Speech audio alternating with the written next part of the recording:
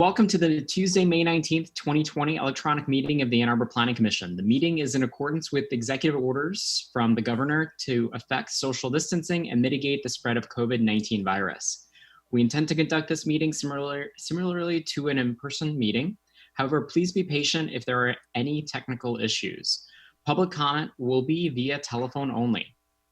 To speak during any of the public comment opportunities, please call 877-853-5247. That's 877-853-5247 and enter the meeting ID number 975-0054-2638.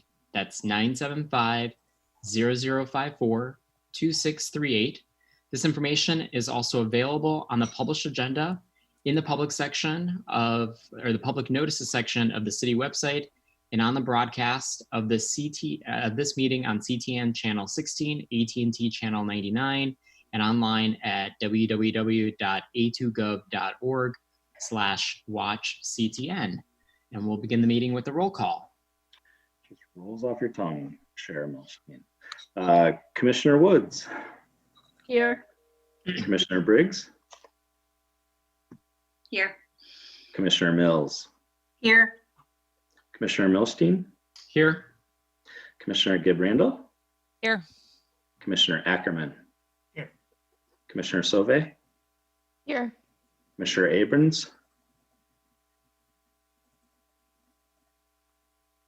I see you. Commissioner Hammerschmidt. Here. We have full attendance. Great. Do we have any introductions this evening? No. Great. Do I have a commissioner that will move the agenda? Moved by Commissioner Mills, seconded by Commissioner Hammerschmidt and everybody else. Any discussion or changes to the agenda? Seeing no one, all those in favor, please say aye. Aye. Aye. Aye. Any opposed? All right, the agenda is approved. Next item on our agenda is minutes of the previous meeting. Before us this evening, we have the May 5th, 2020 meeting minutes. Do you have a commissioner that will move those? Moved by Commissioner Briggs, seconded by Commissioner Mills. Any discussion or changes to the minutes from May 5th? Seeing no one, all those in favor, please say aye. Aye. Aye. Opposed? Those are approved. Moving on to reports from city administration, city council, planning manager, planning commission officers and committees, and written communications and petitions. We'll begin with Commissioner Ackerman with a report from city council. Thank you, Mr. Chair. In a way that only Commissioner Woods can appreciate, last night was budget night, so we wrapped up our meeting at 3 in the morning. A few items that I want to call to your attention from the meeting, both regarding the budget, but also separate from the budget. The first was we once again had before us the A20 Ann Arbor carbon neutrality plan, which aims to get us from where we are today to being a net neutral carbon emissions city over the next decade. We also received some new information around some preliminary financial planning and governance structures of how we will update the plan on an ongoing basis to keep it a living document to better reflect advances in technology, advances in changes in our community, and also changes in the economic environment and what funding mechanisms may be available to us. We did postpone it until the first meeting in June. So that'll be back on our agenda then.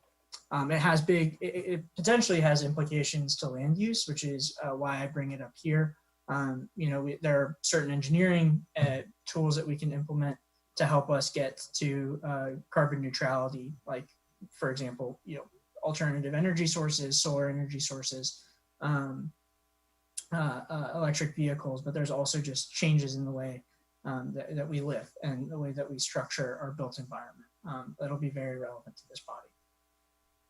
The Garnet PUD zoning and supplemental site plan were both approved at their final reading by City Council. City Council did amend the development agreement to make the affordable housing contribution $88,000. If you recall, some of the conversation we had is that because of the change in expectation that City Council required of the developer to instead pursue PUD zoning instead of C1A zoning. The affordable housing ask of them was too high and the project was no longer viable. And so City Council did acquiesce and bring the affordable housing contribution down from $300,000 to $88,000. And that was approved last night. And then finally, the city did approve a budget for this next fiscal year starting July 1. It's a $467 million budget that was, for the most part, written and created before any of us were familiar with or could anticipate the sweeping effects that COVID would have on our world, on our nation, on our state, and even here in Ann Arbor. Pessimistic projections indicate that we'll see budget shortfalls about $10 million across our budget, which means that we'll need to, on an ongoing basis, find ways to revise our budget to better reflect the economic realities that we have. That means some shared sacrifice across the board in our municipal government, and what those translate into our lives as public servants and as neighbors and residents are yet to be fully known.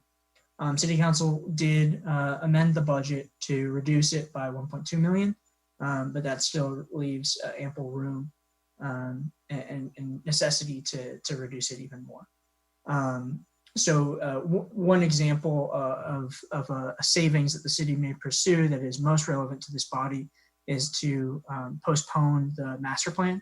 The master plan is a $300,000 to $500,000 project that, if delayed, could produce significant savings for the city and the municipal organization.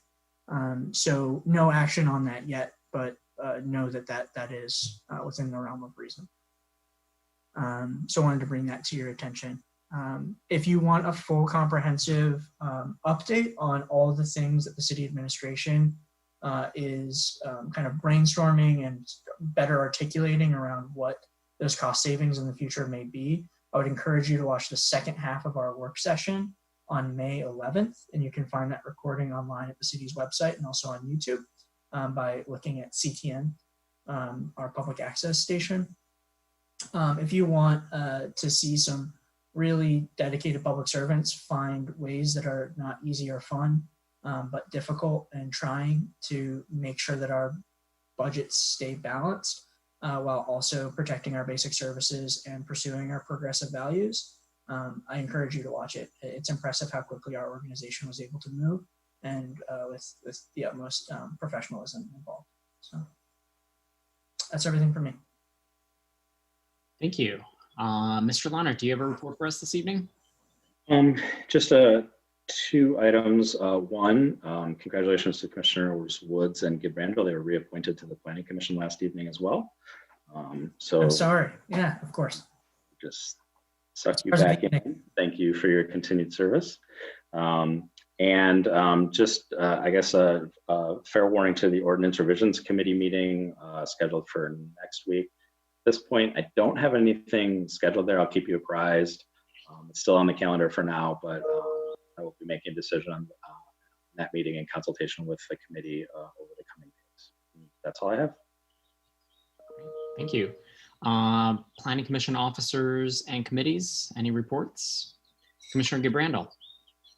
I met with the DDA partners group after kind of a hiatus because of COVID, and not directly related to this body, but it was interesting to hear everybody's reports about how they were handling things. And one of the things that really stuck out for me that I thought might be of interest to everybody else is how the AATA is handling all of this, and that their ridership is down 90% during all this, and that they have cut about 25% in terms of their routes and things like that, and that they had laid off a decent amount, or furloughed, a decent amount of employees as well. I think it was 15% when I last heard. So anyway, it was sobering to hear all of that, but I just thought that I would pass that along to everybody else too, just to see, as we're all grappling with the ripple effects of all of this, it's just reaching everywhere. And as we are often discussing our public transportation system, I thought that it would be helpful for people to be able to hear what the status of that is right now. Thank you. Commissioner Woods. The Transportation Commission has not met for the past couple of months, but we will be meeting tomorrow via a Zoom meeting, and we did some practice of that yesterday, so that hopefully we'll all get it right. So I'm sure that hopefully we may have something to report back from that. And we do have a new commissioner appointed to that committee as well, and I apologize that I did not write down his name, but now I think we're at full force. Thank you. Great, thank you. Any other committee reports? All right. We do have some written communications in our packet, so please take a look at that. And now we move on to audience participation. And let me head to that point in our script. All right, this is an opportunity for persons to speak for up to 3 minutes about an issue that is not listed as a public hearing on this agenda. To comment on such other matters, please call 1-877-853-5247 and enter meeting ID 975-0054-2638. This information is also displayed on the meeting agenda and video feed. City staff will select callers that have raised their hand one by one using the last 3 digits of your phone number. In order to electronically raise your hand to indicate your desire to speak, please press *9 on your phone. You'll hear an automated announcement that the host is allowing you to speak. When speaking, please move to a quiet area and mute any television or background sounds so that we may hear you clearly. Please state your name and address at the beginning of your comments. Do we have anyone at this time who would like to address the Planning Commission?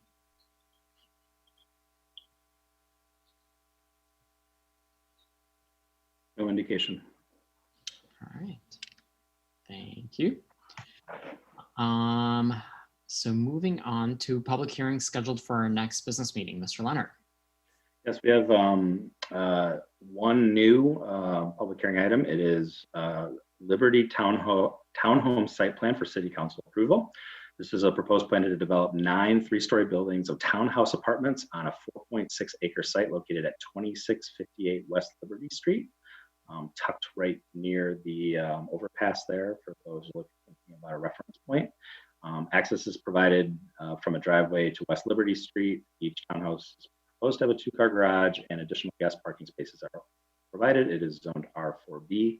And then as a reminder, the Planning Commission had postponed a consideration of a proposed rezoning and site plan for several properties on Valhalla near the intersection of Ann Arbor, Saline, and Scioto Church and Main Street. That is also scheduled to return as old business on that agenda. Great, thank you. We now move on to unfinished business, and that is sign ordinance amendments for City Council approval. So I will welcome Mr. Chang and Mr. Leonard to present the updates and new information. Great. So thank you. I'm going to take the initial lead here, and Chris is going to jump in as he sees fit and as I need him for valuable information. First of all, I just want to set the stage a little bit. I'm going to do the worst. I'm actually going to sort of scroll through the draft document with you.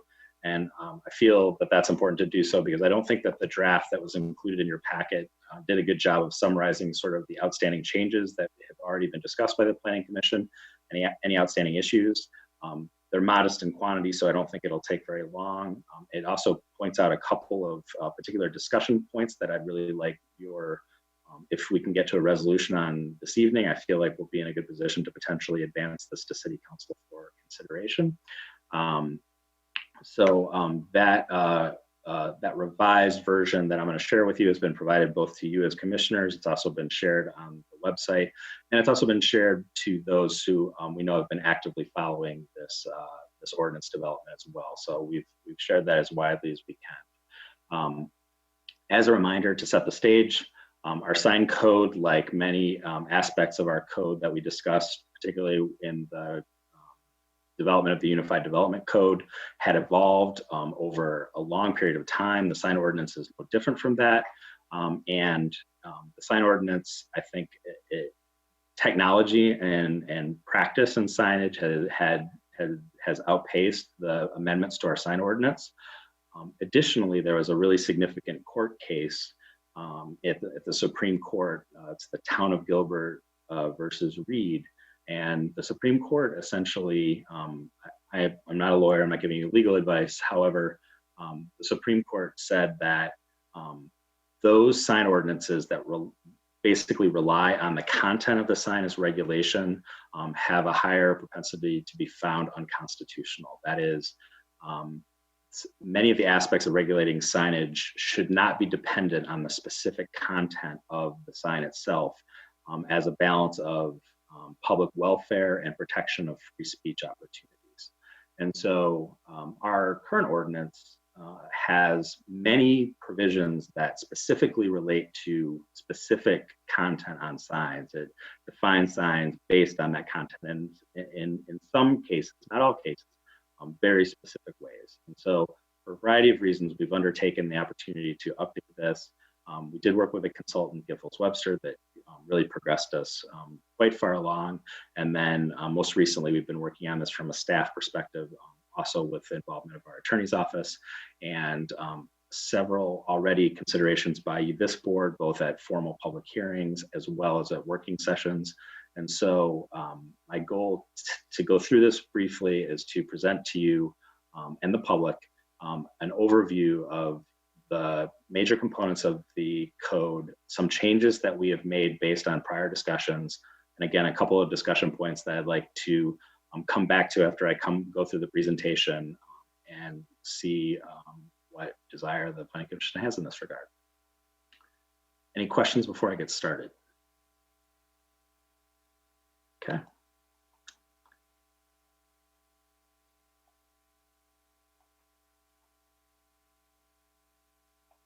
All right, can everybody see what it should be now? The Unified Development Code, May 19th, 2020 version of the sign ordinance.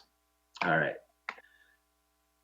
So what you have here is a draft that starts from, the base of this draft starts from the last version of this ordinance that was published on the city's website, which was in December of 2019.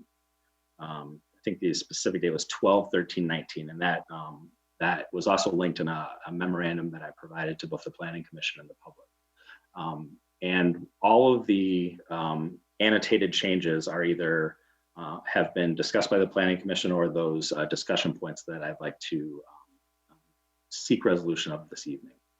So again, applicability. This is setting the stage of signs can only be maintained pursuant to this chapter. This is how we regulate signs. The ordinance has a much more significant intent section that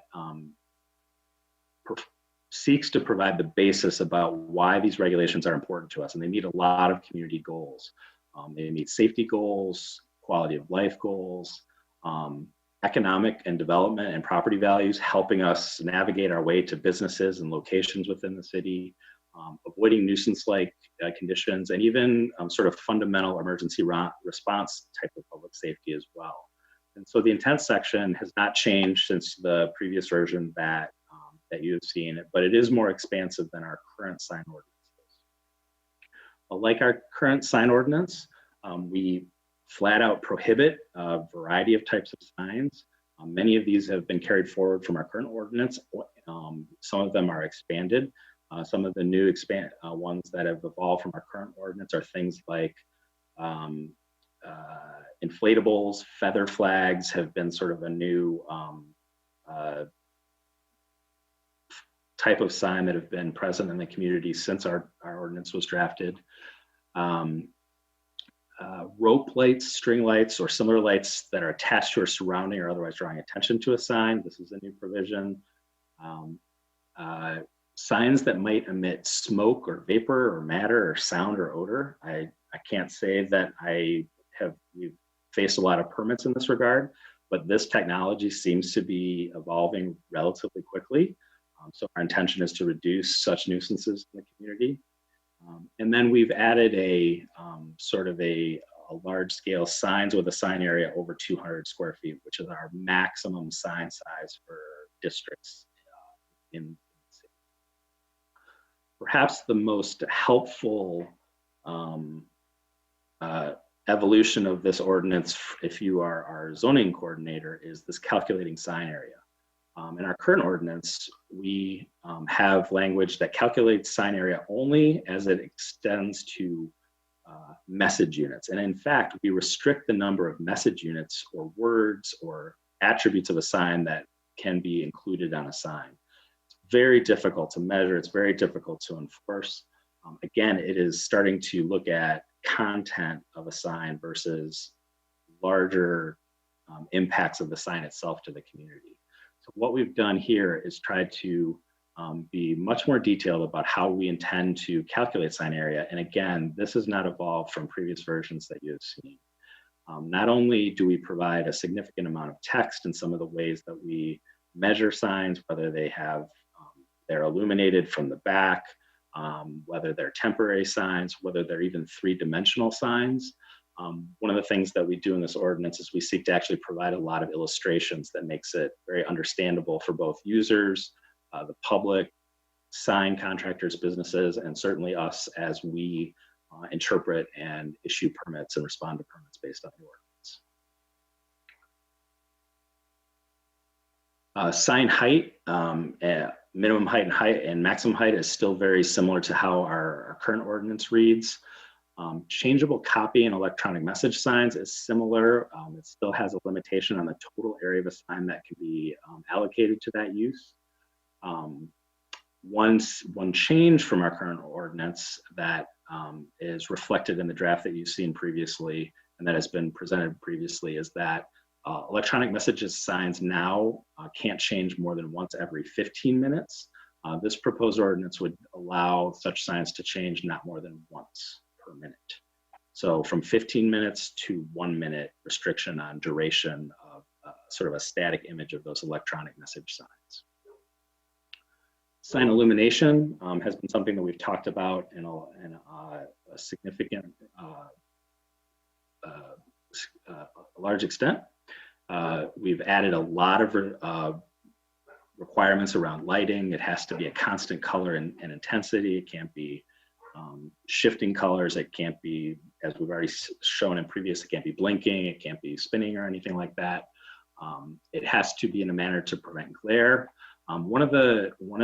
In seeking some of the compatibility with this proposed ordinance and the proposed outdoor lighting ordinance that the Planning Commission has also seen on a preliminary basis, one recommendation that I'm making here is that we use consistent language of fully shielded fixtures. To be clear, I've done my best to make sure I'm understanding the difference between these, but a fully shielded fixture is probably a lower standard to achieve. It is a fixture that sort of simply directs all light from a 90-degree plane to all be downward or outwards, as opposed to, and you can't see the light source.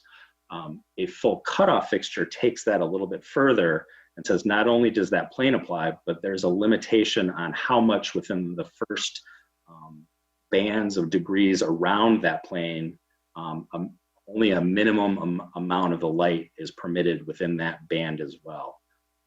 For the purpose of consistency with the proposed ordinance, and frankly, I think it's probably easier for us to visualize. I'm proposing fully shielded fixtures. This is something that certainly any validation or questions that you have, I'd like to look for. This is a discussion point. The sign ordinance as presented is consistent with the proposed outdoor lighting ordinance that restricts any ambient light to not exceed 0.1 foot candles at a residential zoning district. I think a specific question, and this has been raised by Commissioner Briggs with a pretty thoughtful way. I think there's a couple of different ways that we could approach this. Generally, we could leave it like this and let the outdoor lighting ordinance more broadly regulate all outdoor light trespass on other properties besides residential.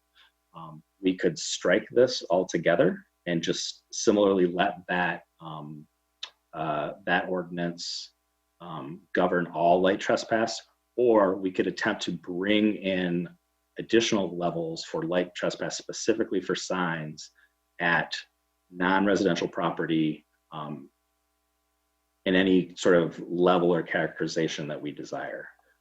My instinct is that we leave this as it is. It maintains a specific sign barrier to our most sensitive, perhaps concern, and let that outdoor lighting ordinance then potentially modify this as it's adopted.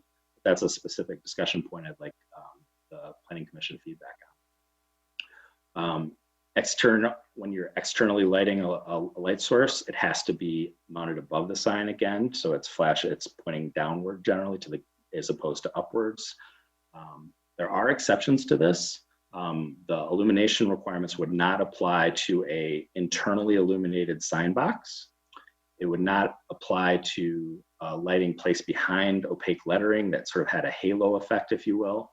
It wouldn't apply to a neon sign or an electronic message sign. These are types of signs that have the potential to be a more direct, quote unquote, exposure to the viewer.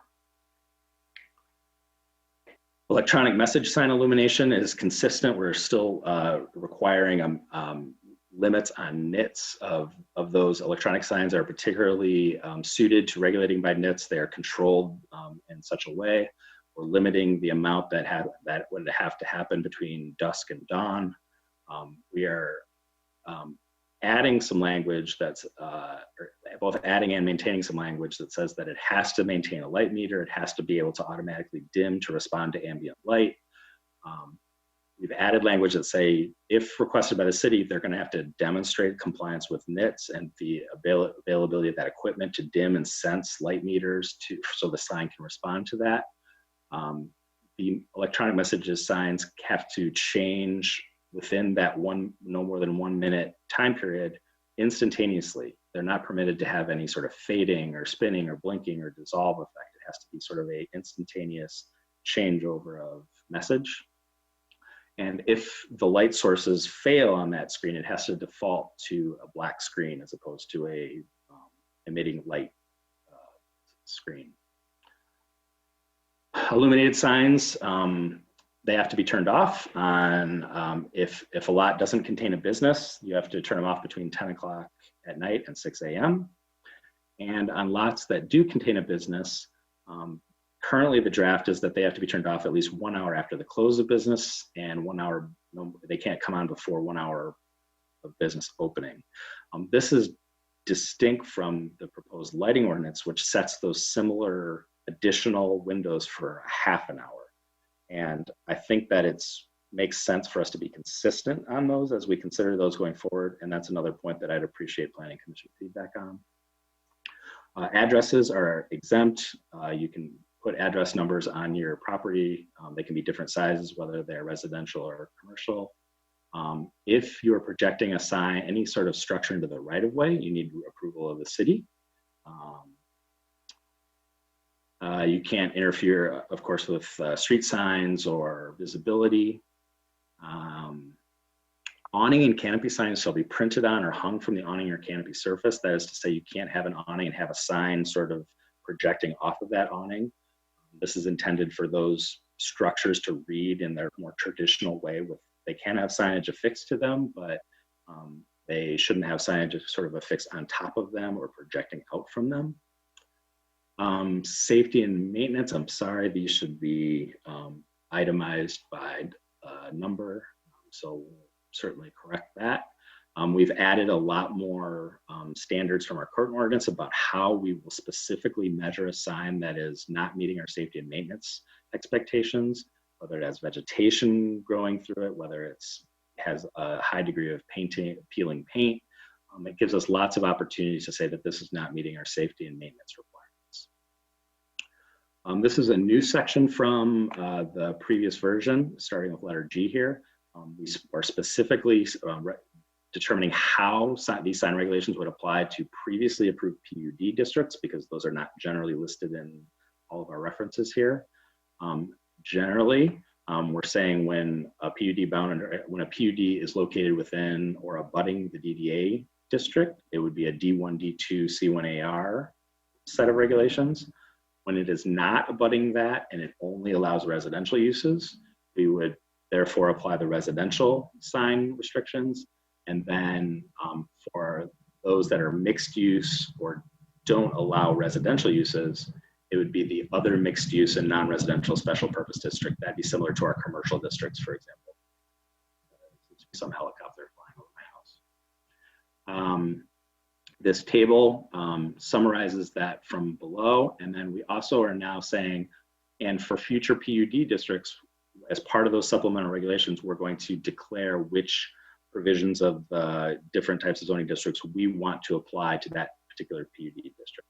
So this whole section is intended to address everything that's already been approved under PUD and those things that will be going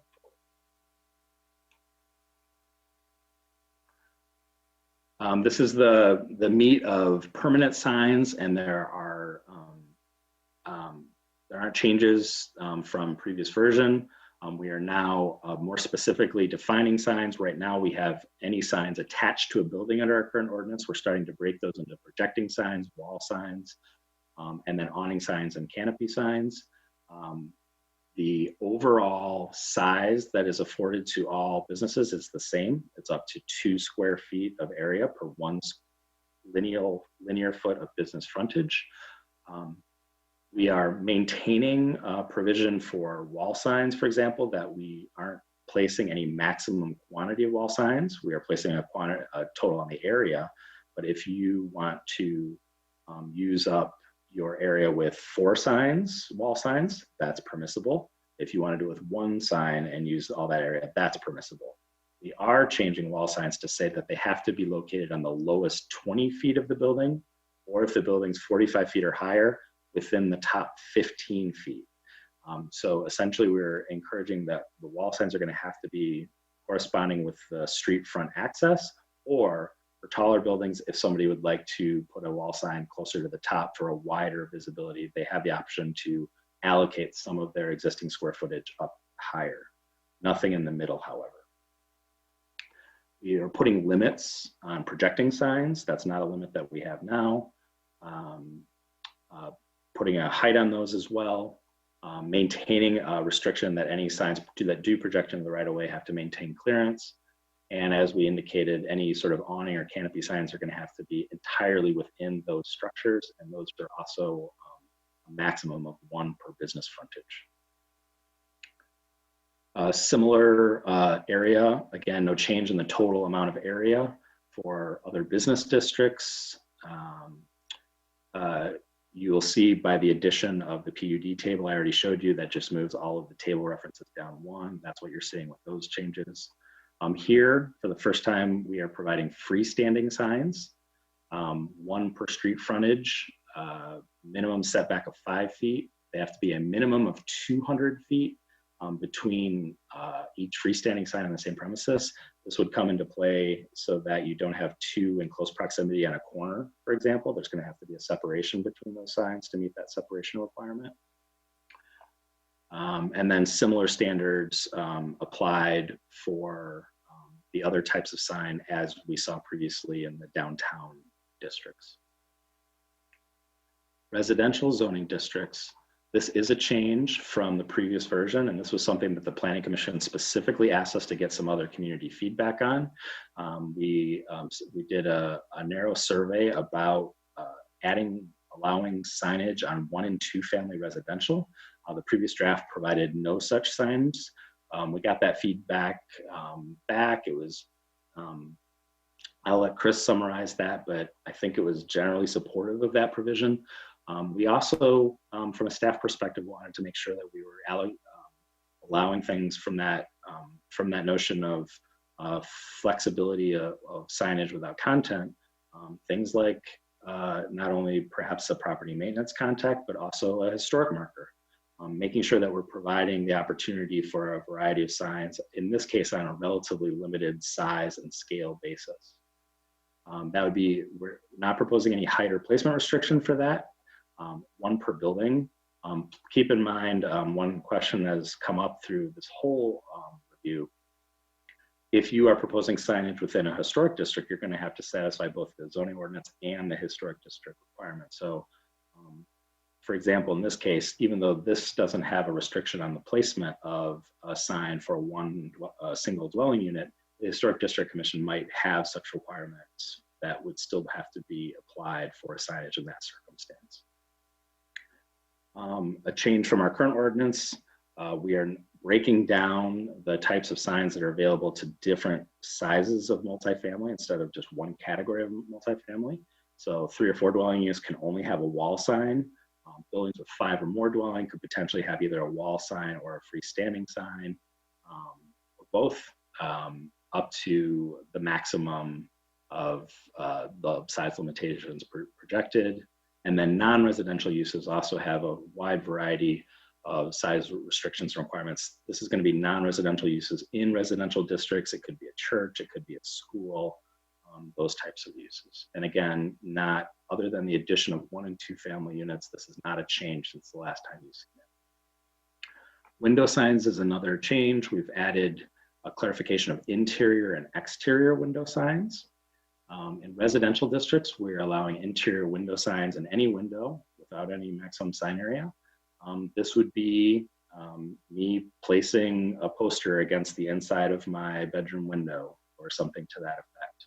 If, however, you want to affix it more permanently as lettering on the window, that is going to be counted as a wall sign and subject to the square footage requirements of your, well, is it the size of your number of dwellings in the residential zone district. In the case of non-residential districts, we're lumping both interior and exterior signs together. They can only be in the ground floor windows, and they can't exceed a total of 25% of the ground floor window area of the building facade.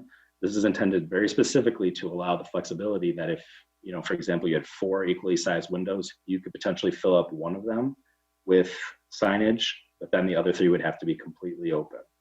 Or you could choose to distribute that amongst those windows, as opposed to individual windows not allowing to have more than 25%. Temporary signs was another topic that we've gotten had a lot of discussion. At the previous Planning Commission meeting, we talked about the combination of the unlimited temporary sign and the building for lot or for sale. And the proposed language was to consolidate these. And so what the unlimited sign is, it provides, I think, it provides an opportunity for free speech, essentially, of any property owner in the city. It's modest. It's up to 3 square feet. It could be placed on the property. It's a non-commercial message. However, in the event that that property is for sale or lease, you would be permitted to utilize that for a commercial message in that case. It doesn't have to be a for sale or for lease message, but if that unit happens to be for sale or for lease, you could use it for a commercial message without the corresponding maximum durations that are going to apply to all other temporary signs in all residential and non-residential districts.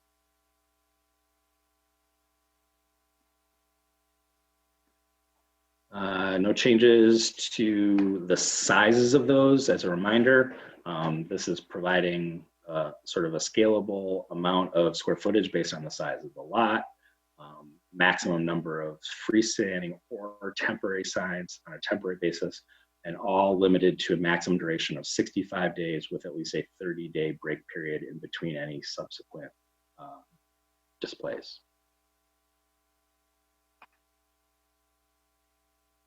No change to materials and constructions, liability.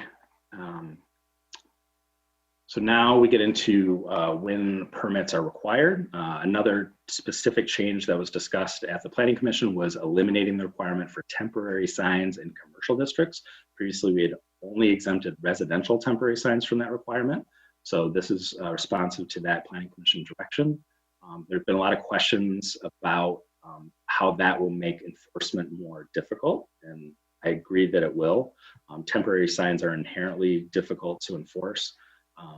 We will use every piece of information that's available to us in those circumstances. But I think, again, this is responsive to previous Planning Commission direction. Staff proposes to strike this language. It's just a duplication that says you don't need a permit to display your street address numbers. This is actually provided for in an earlier section, that it's exempt from this ordinance. The requirements of applications. Same version as you've seen before.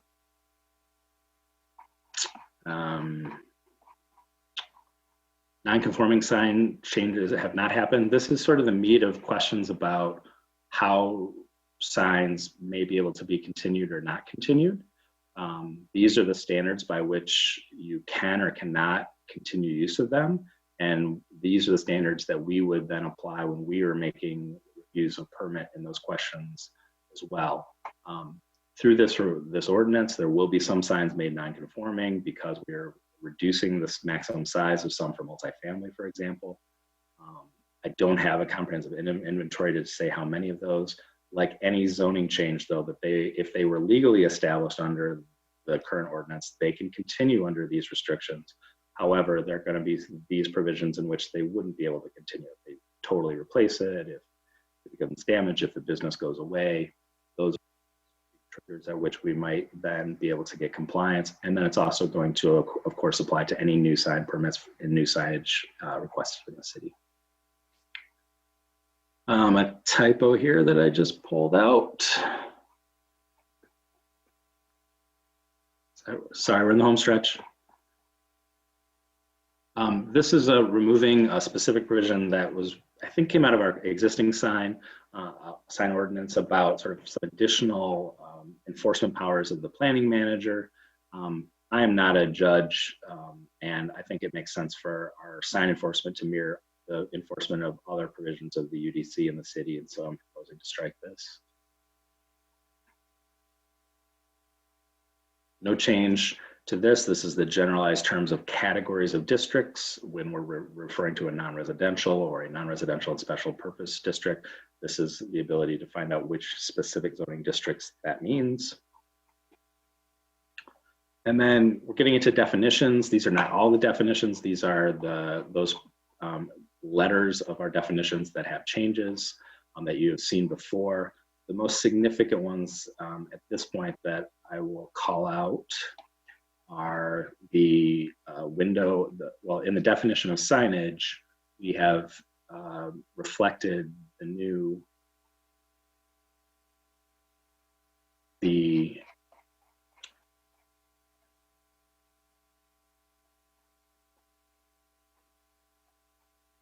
new terms that we're putting into place instead of attached signs, for example, the different definitions, and as well as interior and exterior window signs.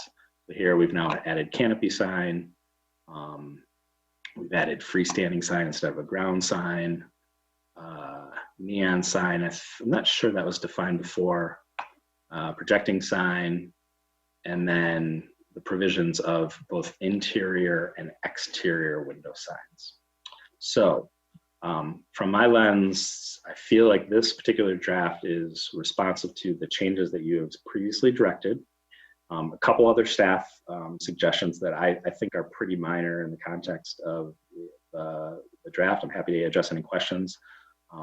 The points of particular direction I feel that would be helpful for us as staff are the notion of light trespass for signs specifically, the duration of before and after businesses are opening, certainly any validation of full cutoff fixtures versus fully shielded, and then apart from that, we're happy to answer any questions.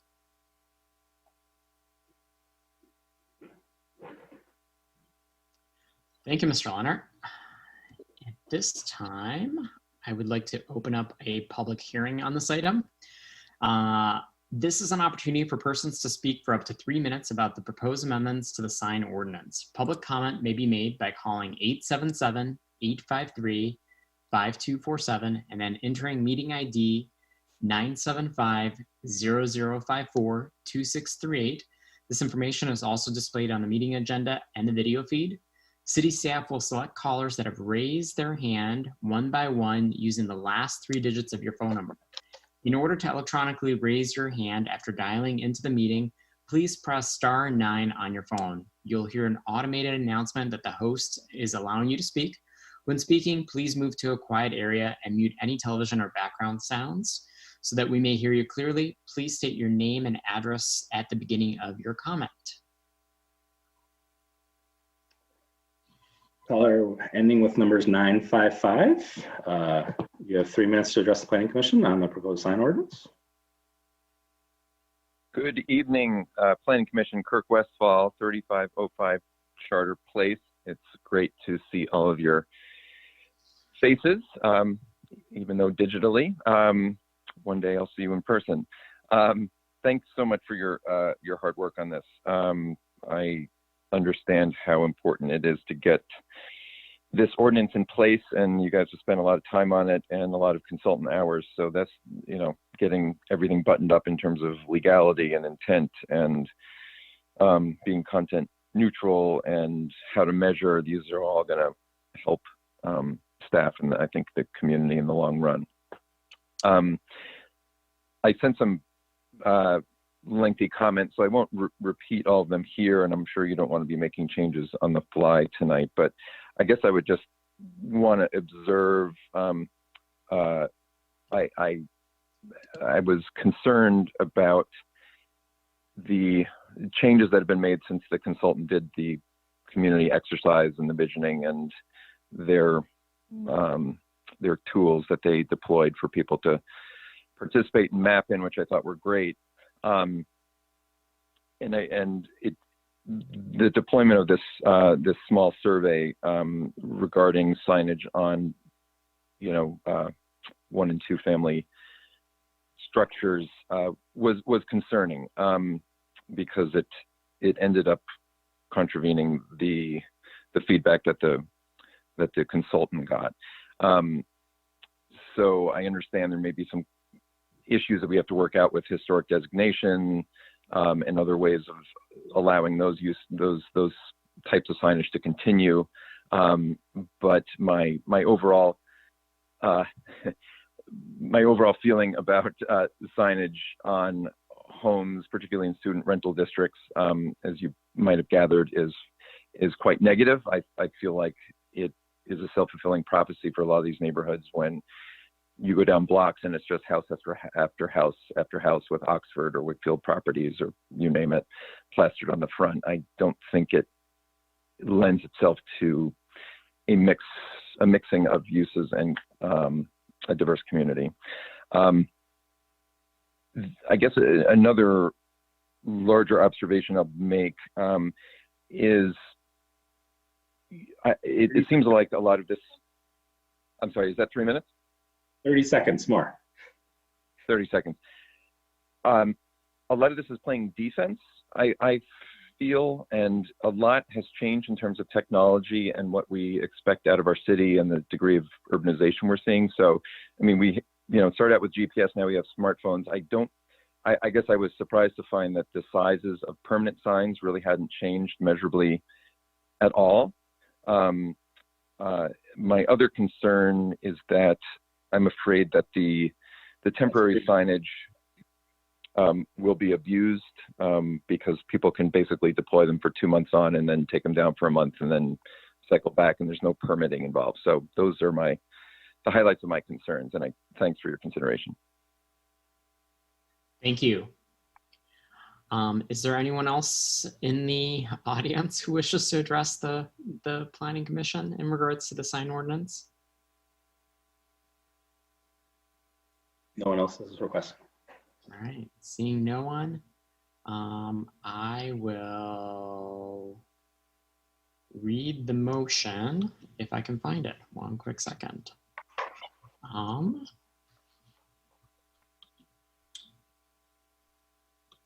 Sorry. All right, the motion reads, the Ann Arbor City Planning Commission hereby recommends that the mayor and city council approve the amendments to chapter 55 Unified Development Code, section 5.24. We'll have Commissioner move this. Moved by Commissioner Wood, seconded by Commissioner Mills. We are in discussion.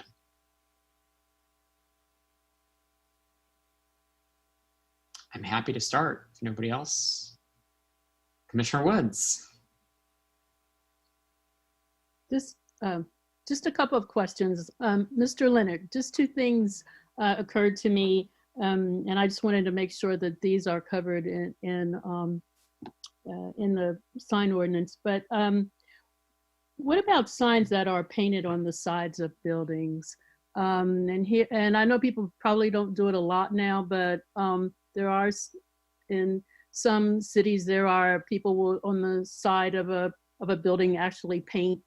And here I'm not talking about murals necessarily. I mean, I'm not going into art, but I'm talking about something that has content or something like that. And I'm sorry I don't have any examples to point you toward here in Ann Arbor, but it has been something I've seen. Huh? Mail pouch tobacco. There you go. Right. So I just had a question about that. If you could just tell us that we're covered with that. And then the other thing that occurred to me was the fact that given COVID, sometimes we are seeing locations where it's necessary for people to put signs actually on the ground, big X's or stand here or don't move forward or 6 feet apart and stuff like that. Those I would assume would be more like temporary signs and sort of like exceptions, which we will just make sure there's no littering involved or something like that, or, you know, just curious about how we're going to address those things. Sure. As it relates to the second question, when it's on a public right-of-way, we're going to have to specifically be approving that. And well, I have seen signage. I think I've seen probably more examples of just sort of spacing delineation as opposed to any signage. So I think there's probably a lot of opportunities to accommodate that without veering into signage territory. As it relates to painted, that's a wall sign.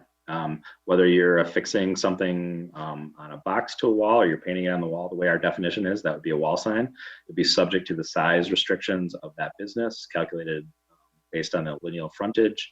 You could choose to allocate what percentage that you want to that. I can tell you we probably have,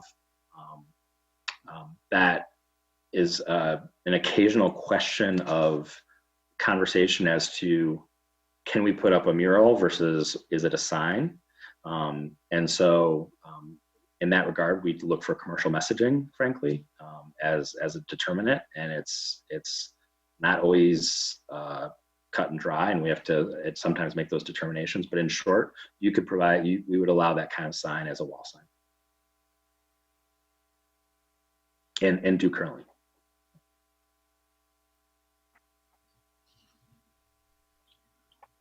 Further discussion? Commissioner Briggs. So just wanted to bring up a few of the issues that had gotten raised from the lighting subcommittee, thanks to Sally Owie and John Mursky, and to Sarah, of course, as well, who's on that with me, for the raising a few of the inconsistencies between this ordinance and the proposed lighting ordinance. And so Brett has raised where those are, and you know, in terms of the fully shielded, I think I was the one who advocated for that earlier. I'm fine with or moving from full cutoff to fully shielded. For the light trespass, I guess just to bring that back up, you know, the question is, if we is there an issue if we just leave it as is, and just say, you know, 1 foot candles in the residential zoning district, if it's not explicitly mentioning those other categories and we add those in later, does that cause any issues for oversight? I guess that's within our something that we're going to be governing in the future. We're not right now, but in the future, just so I guess that's just the question, is if we leave it that way. Yeah, I think that probably the biggest risk to leaving it now is that a sign could be, if this is adopted and a sign permit comes in, it could light trespass beyond this 0.1 foot candles. It could light trespass actually on a non-residential property.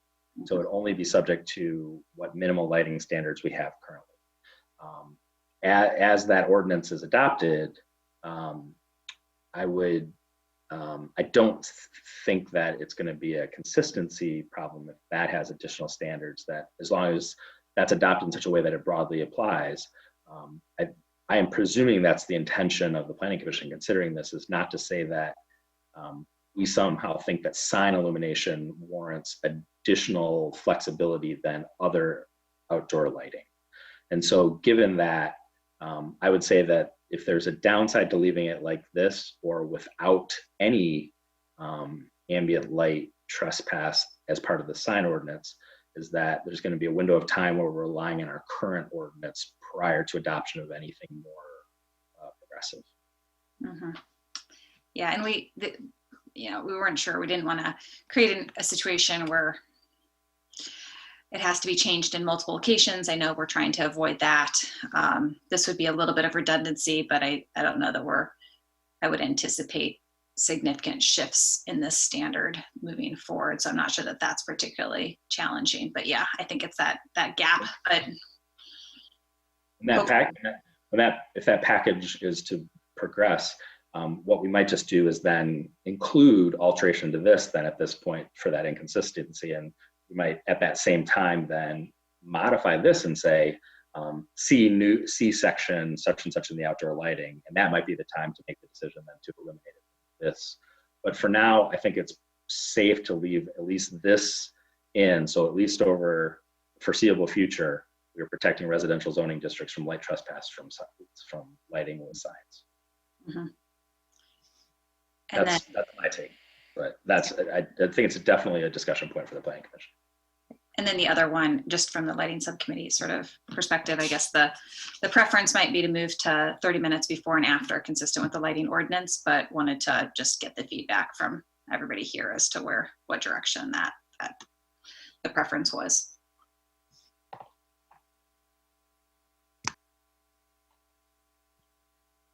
Commissioner Mills. Those last two questions were the ones that I had, and my only weighing in on the timing. In my mind, the sign should go out before the parking lot lights, for example, like to just show that you're not open anymore. And so I think that we're encouraging these lights, all of the lighting, to go off on the other ordinance 30 minutes after. I would move towards that. It just doesn't make sense to have the sign continue to be illuminated if everything else is off.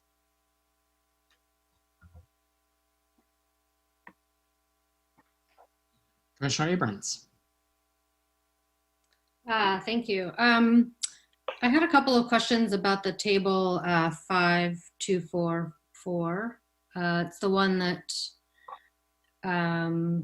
describes height placement for residential districts permanent signs.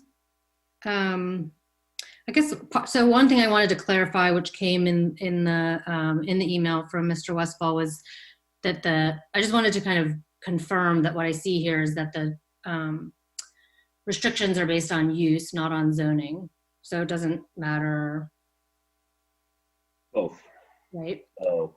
I mean, right. Well, I guess, so related to that, I guess I was wondering about why dwellings with 5 or more units, or why there's such a jump in maximum sign area between 1 and 2 units and 3 and up. Kind of what the thinking was behind that, because often those buildings in kind of mass and structure might be the same size. So like the proportional relationship between the sign and the building seem to change pretty radically. Yeah, so currently we provide up to 12 square feet of signage for any multifamily. And so I think the point is fair.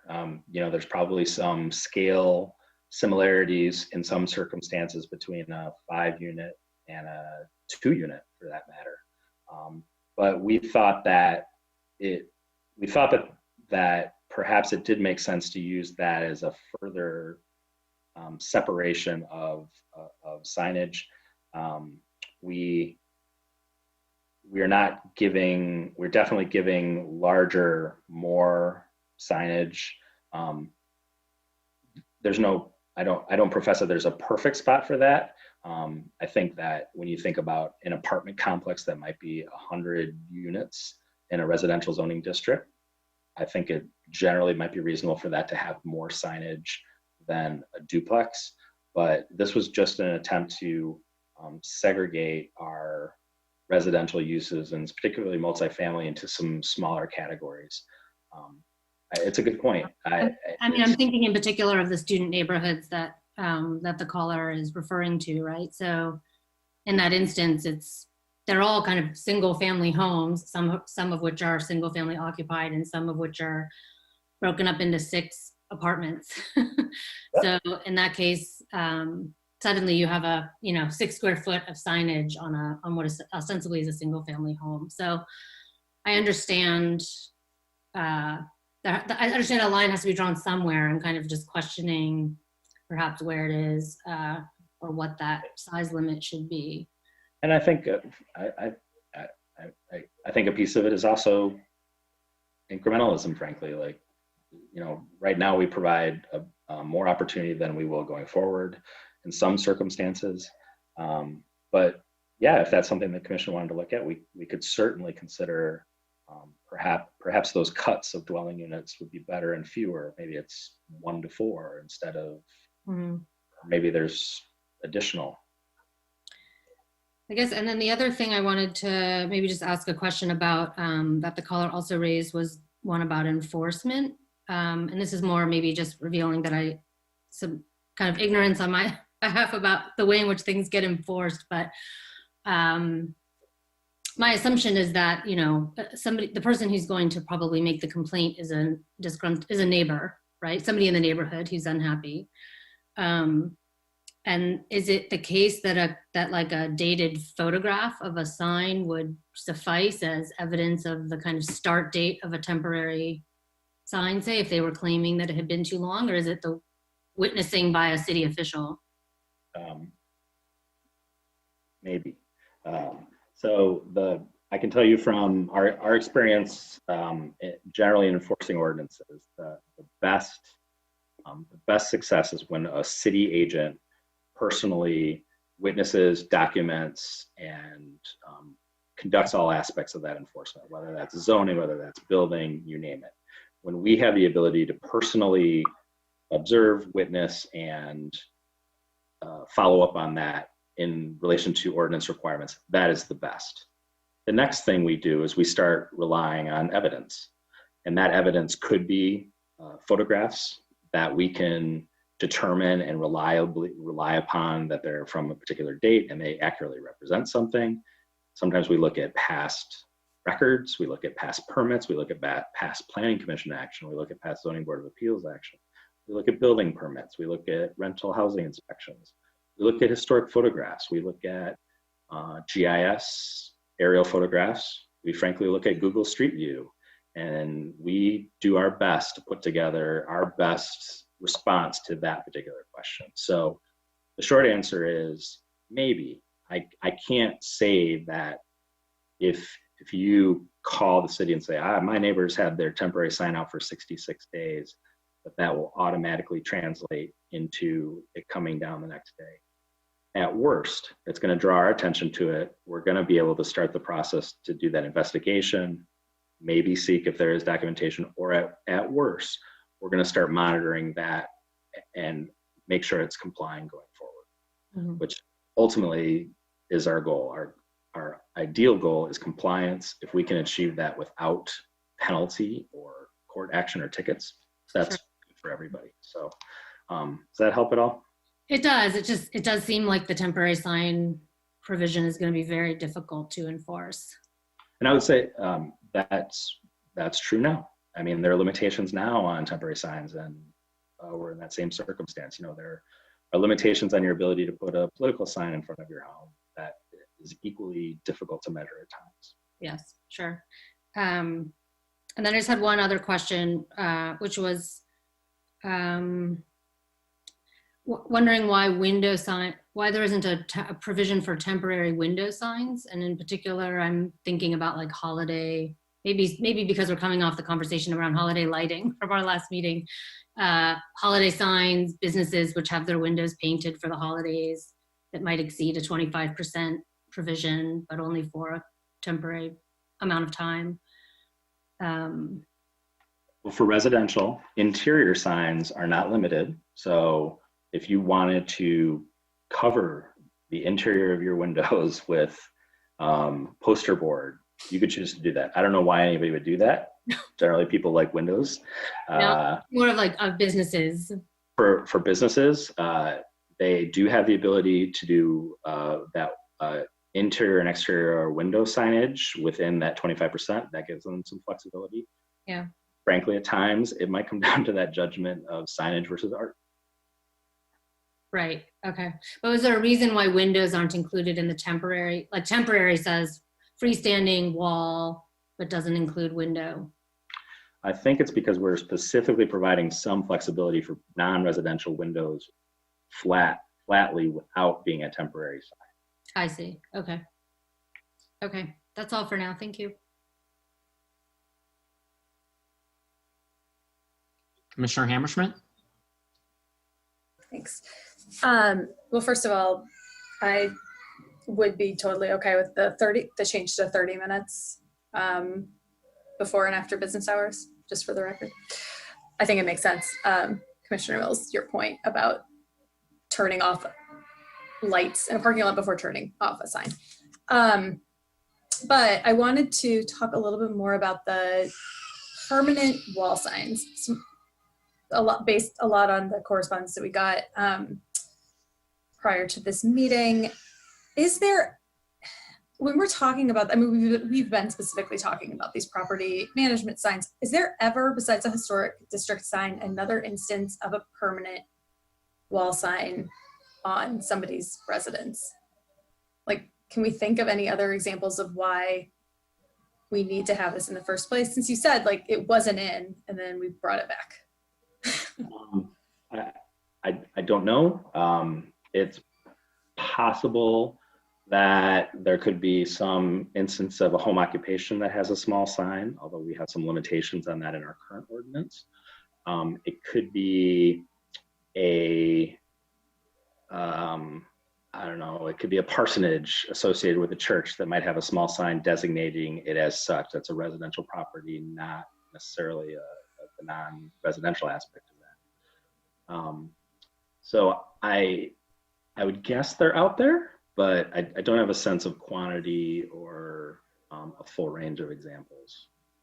I mean, in your opinion, do you think that it would do us more harm than good to just say you can't have a permanent sign on a residential property, period?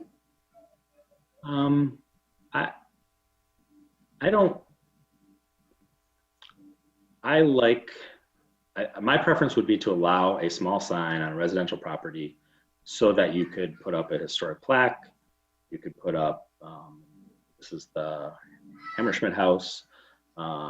We are providing a modest opportunity for some signage.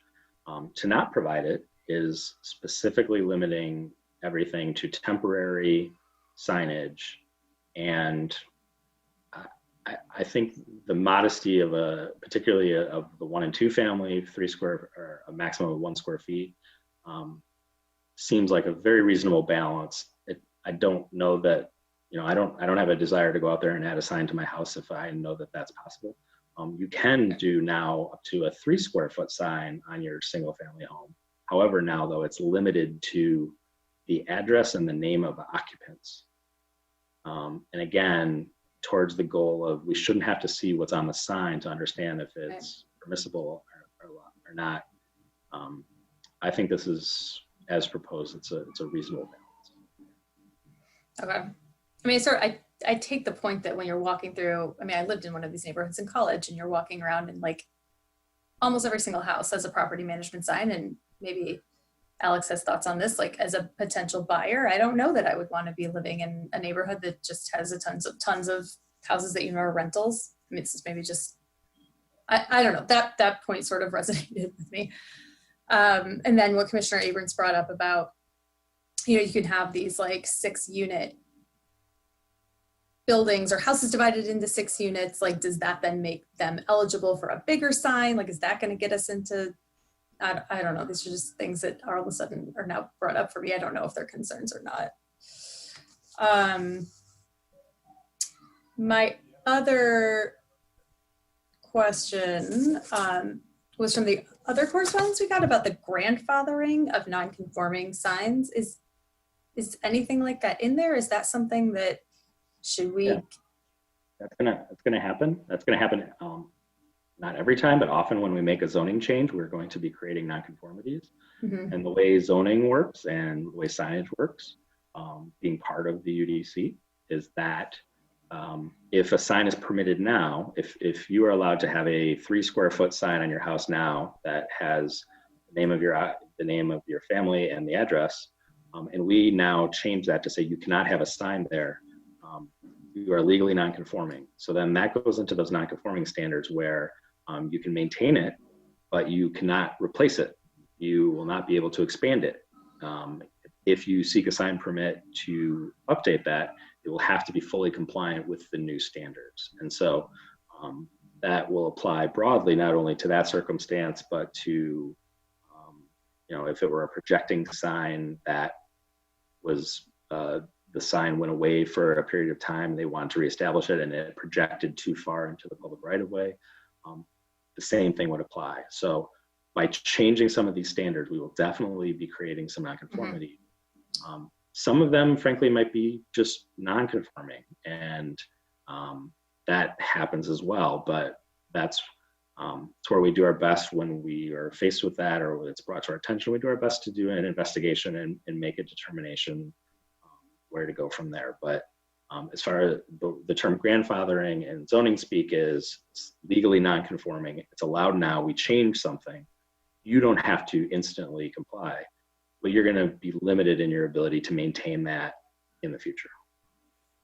Is there ever an instance where you'd say like you can be legally non-conforming for up to X years and then like you just have to get with the new program? Yeah, generally, I'm not aware of any legal basis to do that. Okay. All right. I mean, think about an extreme example of that. Your house, we require your house to be 10 feet setback from your neighbor, and you build it. And then we adopt something that says, we now require your house to be 15 foot setback from your neighbor. The case law that would say, we said it was cool to build now, but now you have to lop off 5 feet of your house. It's just not supported. That's fair. Okay. Thanks. Commissioner Gabe Randall.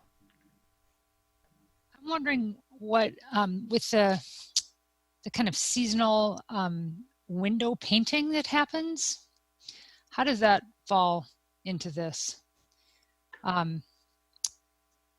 Most of them tend to be kind of like of a scene, but sometimes they have words on them. And I'm just wondering if we have any language that would cover that or not, or whether we have opinions about that. Is it okay to have your Christmas thing still up in July?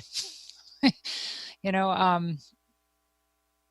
well, you could have your temporary Christmas sign up as long as it's meeting the temporary sign provisions. But that's pretty small. I mean, it's like most of them are way bigger than that. If it's a window painting on your pub, then it's either going to have to meet the 25% limit of window signage available to non-residential businesses. If it exceeds that, it's going to start counting into your wall sign calculation. And if you have the capacity, okay. Or you might have to pull out the words, and it might have to be art instead of a sign. Got it. Okay. Alrighty. I just wanted to know how those would fit. You guys are really going towards the most critical signage issues in the I know, right? And I also, for the record, I'm fine with the 30 minutes. So. All right. Commissioner Briggs? So I wanted to continue on the wall sign issue around that Commissioner Abrams raised. And, you know, I hadn't really fixated on the fact that we had this broken up by buildings with 1 or 2 dwelling units, 3 to 4, and 5 or more dwelling units. And I think that's a lot of our discussion previously around this really focused in on trying to allow for some modest, you know, recognizing we can't do content, trying to provide for a little bit of space for whatever content is needed. But I'm wondering if there would be interest from others, or if there'd be concerns with changing those numbers, so that maybe buildings with 8 units or more, to me seems like that's starting to move into a slightly larger building, might have that 6 square feet, but that smaller than that, and maybe we can debate around what that size is if there's other interest around that, would still be that 1 square foot. So that we're providing for that space, but recognizing that 6 square feet is actually pretty large when you're talking, you know, throughout the you know, entire districts of, you know, student districts. So I don't know. I'd be interested in changing those ratios. I don't know if there's other interest. I would be in favor of that, Commissioner Briggs. The only thing I would do is I would probably say 6 units or more. The reason for that is usually sort of the residential houses that have been converted to multiple units. Very rarely do I actually see in my experience any more than 6 in those. And then if it's 6 or more, it's then the apartment looking buildings that we see around town. So instead of 8, I would be in favor, and I would support 6 or more. Commissioner Abrams? What do you mean, 7 or more? Okay. Okay. So 1 through 6 would be 1 square foot, 7 and up would be the 6 square feet. Yeah, I would support that. Commissioner Sauvé? I mean, I'm in sort of support of that. I'm wondering if it's just like 1 square foot per dwelling unit, maximum 6 square feet. It kind of skims it between the two. So it's relative, you know, so I understand the splitting of houses, but you might see, you know, different building structures relative to it. And so it is just kind of an accommodation, just a direct scale of units. So instead of 1, it's 6 and 6. We're just 1, 2, 3, 4, 5 up to 6 feet. Could be another way to do it. I'm just thinking, like, if there's a permanent sign, what it does is it allows each dwelling unit a 1 square foot permanent sign, either the rental or, you know, a homeowner in, say, a duplex, like there might be a condo, that it just makes sure that, you know, every unit gets 1 square foot in a way. Democratizes it per unit, and so you're not trying to figure out who gets that 1 square foot.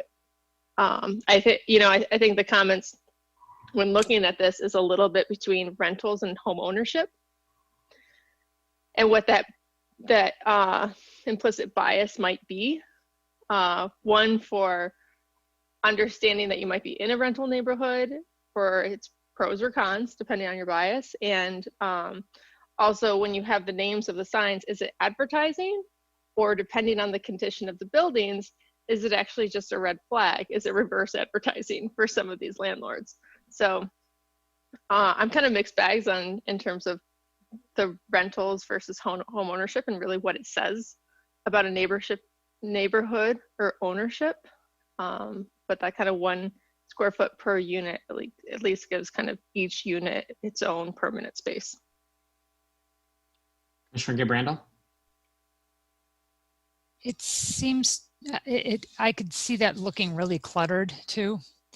Like, you know, 5 or 6 over the whole building feels like my kind of immediate gut reaction to that is that that's too many. And I'm wondering if it's more based on, rather than units ownership, Because it's usually, I would imagine, if it's a house that has 6 units in it, it's owned by one person. It's not, you know, split up into. So I'm wondering if it's more based on owners so that we don't get like lots of advertisements all over, even if they're small. Well, I would just as it's currently written, you would only get one sign on the structure, wall sign. So I think the question would be size of that sign. So, but I thought Commissioner Sauvé was bringing it up with like per just unit. the square footage. So it could Yeah. be one sign, you just get more square footage on that sign that everybody gets a square foot. I guess my point is it could still be cluttered. Like you could have, to that end, if that was manifested as each unit gets a square foot, it would still have to be on a 6 square foot panel. Oh, I Right. see. I see Yes. what you're saying.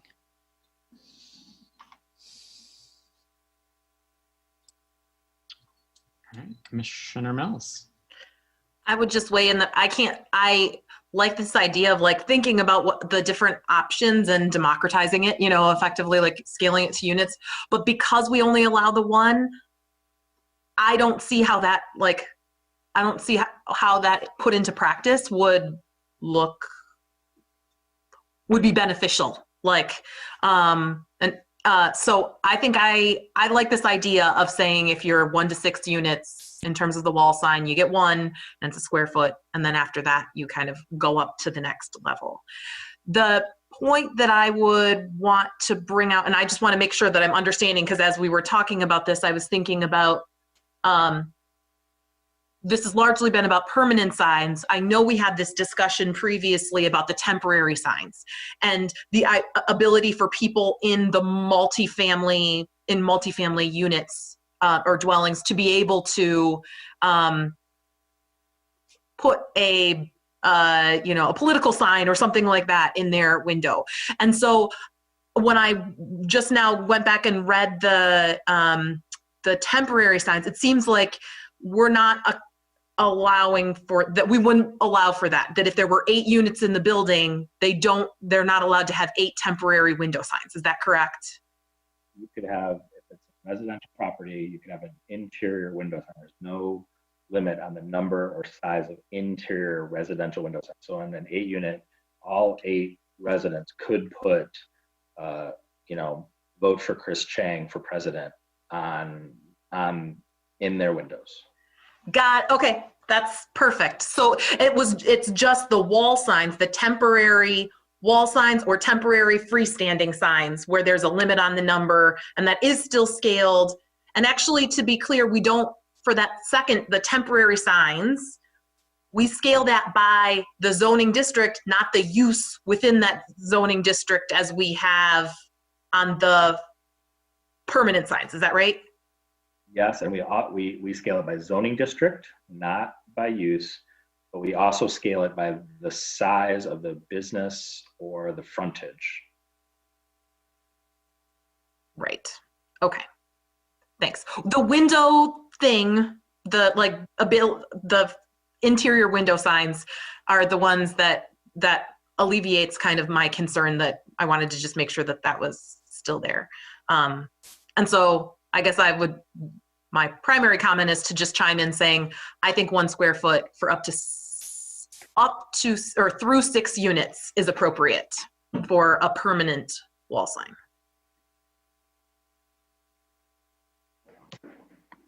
Commissioner Hammerschmidt. Okay, now I'm going to stop my bias against these like rental properties and the signs, because something that Commissioner Sauvé said about, like, what if you have a duplex and they're like condo-wise, so like you have 2 owners and they each wanted a little like welcome sign by their front door. They wouldn't be able to do that, right? Because that's 2 signs. Okay. They probably would anyway, because they wouldn't necessarily know, but I mean, I think I'm thinking of like very extreme examples of this. I'm generally fine with like the really small sign on a building up to 6 units or up to 7 units. Welcome isn't offensive enough to get enforced. Right.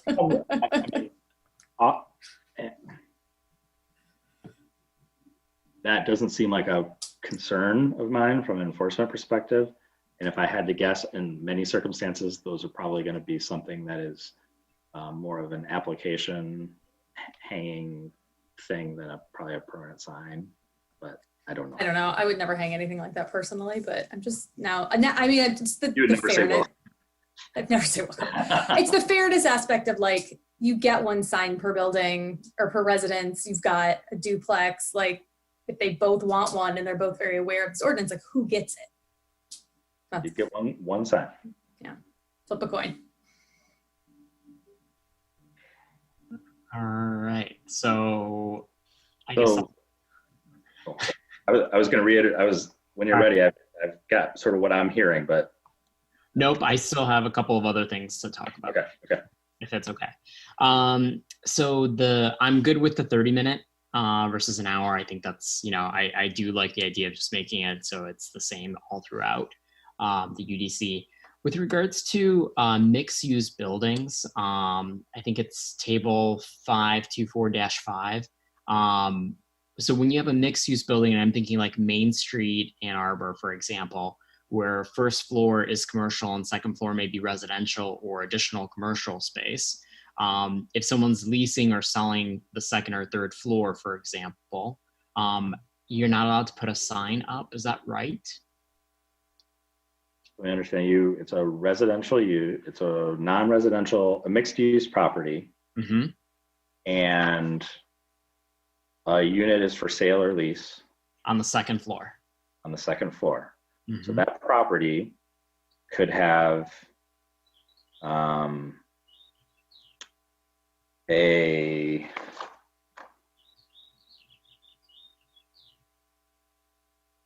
temporary wall sign up to 20 square foot per building, up to 20 square foot per sign, or they could be by multiple signs. They have to be a maximum of 10 feet high and subject to the 65 feet. Or you could place an unlimited sign up to 3 square feet that could have a commercial message on that unit while it was being marketed for sale or lease. So, so I'm looking at, what page am I on? So I'm in some page on this document. And temporary signs? Under window signs? Oh, window signs, okay. Yeah, window signs where it says mixed use, non-residential, and special purpose.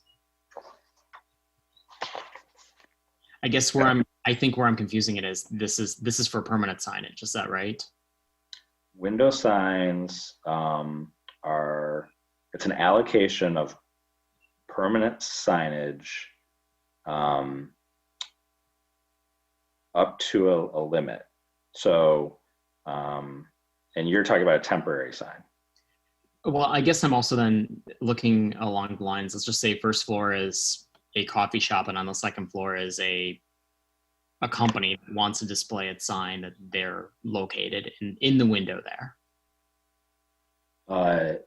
They're not going to be able to do their business in the second floor window. They could do a wall sign up to 20 feet, or if the building's taller, it could be closer if they're near the roof. Apart from that, they're going to have to provide signage within the context of wall signage, awning signage, or canopy signage near the base of the building. Got it. Okay. I think I'm okay with that. I just wanted to clarify that. And that's kind of traditionally how it's been done. Not always, but yeah. Yeah. And I have to apologize. So I started reading when I first started reviewing this, I started reading the draft that we had from December until I realized. My apologies for that. Nope.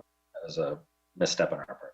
Nope, that's totally fine. So and so then I started looking at the new draft that you sent out, and I didn't have a chance to finish it other than, so the staff report states that there are, for temporary signs, 12 square feet per side.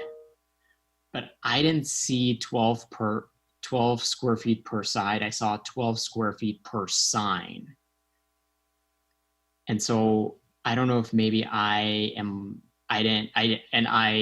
out of time to continue reviewing. So I don't know if I actually. I think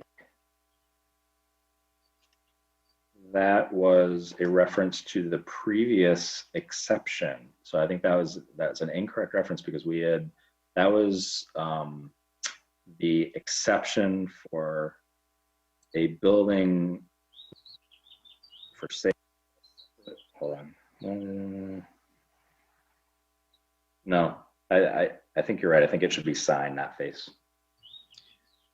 Well, and so the staff report says temporary real estate signs will not require a sign permit. And I guess that's my next thing. Posting these temporary signs, blah, blah, and then the maximum size of these signs is 12 square feet per side. Yeah. So is the staff report incorrect, or is it the ordinance, the draft ordinance that's incorrect? Well, I think the staff report is incorrect. However, I think this was a topic of conversation, and I apologize. I think we've kind of split the baby on this. I don't remember there being a consensus of the Planning Commission in one direction or the other. And so I think we inaccurately referenced one standard in the staff report, but the ordinance still is a total signage area of 12 square feet.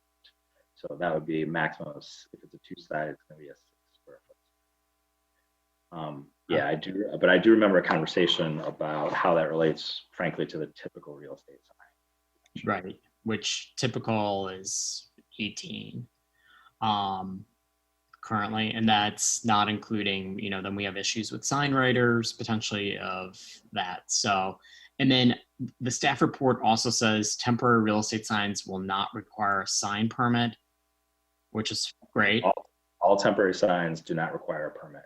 But then it says, and cannot remain for longer than 65 days. Correct.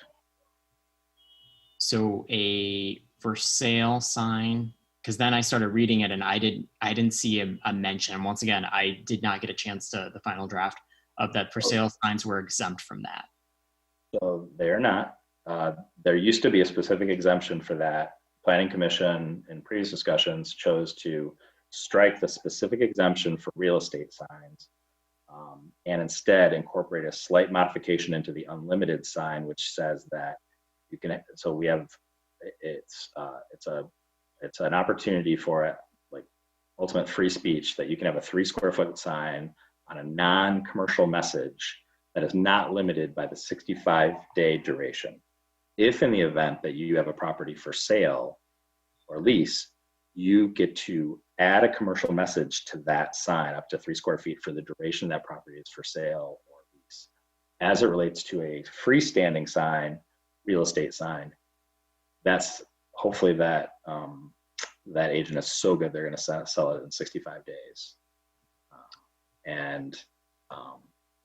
That's it. So it's, again, remember, we're no longer distinguishing between a temporary sign for real estate or a political sign or Save the Whales. We are providing content neutral regulations. And if a house isn't sold in 65 days, the sign's probably not doing it anyhow. I'd like to buy that, but so those are two really big things that I did not get from our last working session. That's not what I walked away with.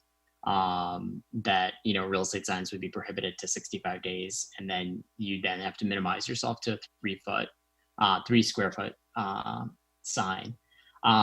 So I think that's something that we definitely need to work on some more. And then I like the idea of 12 square feet per side for a temporary sign.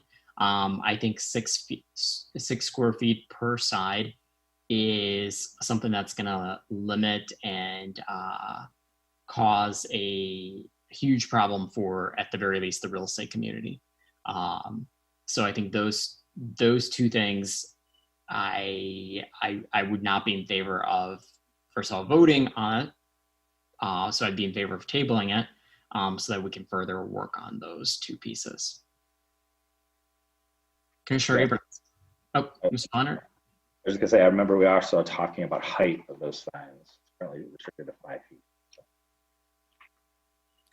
Just a clarifying question, Commissioner Milstein, what did you say was the typical size of a for sale sign? It's 18 square feet if you. Both sides, correct. 18 square feet. 18 each side, so 36 total. Sorry, 18 total. 9 and 9, okay. Mm-hmm. So 6 and 6 is a 30% reduction, okay. Yep. I guess related to that, I wondered, so that seems quite restrictive, but it also says you can have 4 signs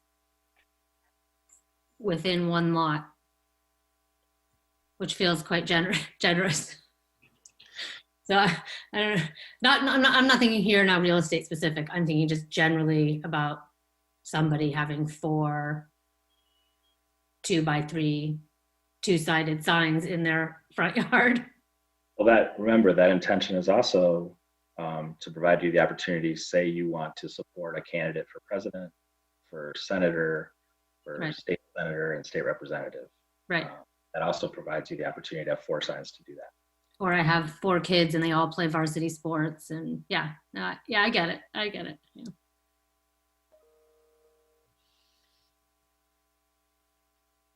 Commissioner Hammerschmidt. I'll just say, I also do not remember the conversation that we had a couple months ago going that way. But I also don't fully remember because I know it was right before, right as like COVID was sort of, but I that is not how I remember that conversation either. Could just be me and Alex. Commissioner Woods, and then Commissioner Mills. I just had a question, and I'd like maybe some more thought and discussion about it. And so if we're looking to postpone this tonight, I think I could vote in favor of that. But Commissioner Milstein, I wanted to ask about an example that you raised before you started talking about the sign size, and you gave the example of a mixed-use building with a business on the first floor with is it residential on the second floor or a different business on the second floor? I was actually as both. Okay. And in either case, Mr. Leonard, were you saying that those businesses would be limited to one sign on the lower floor? Because the reason why I asked was it just occurred to me in some places there could be a bookstore on the first floor, a law office on the second floor. Would the law office be restricted from putting up a sign of advertising on the second floor? Or how would that work?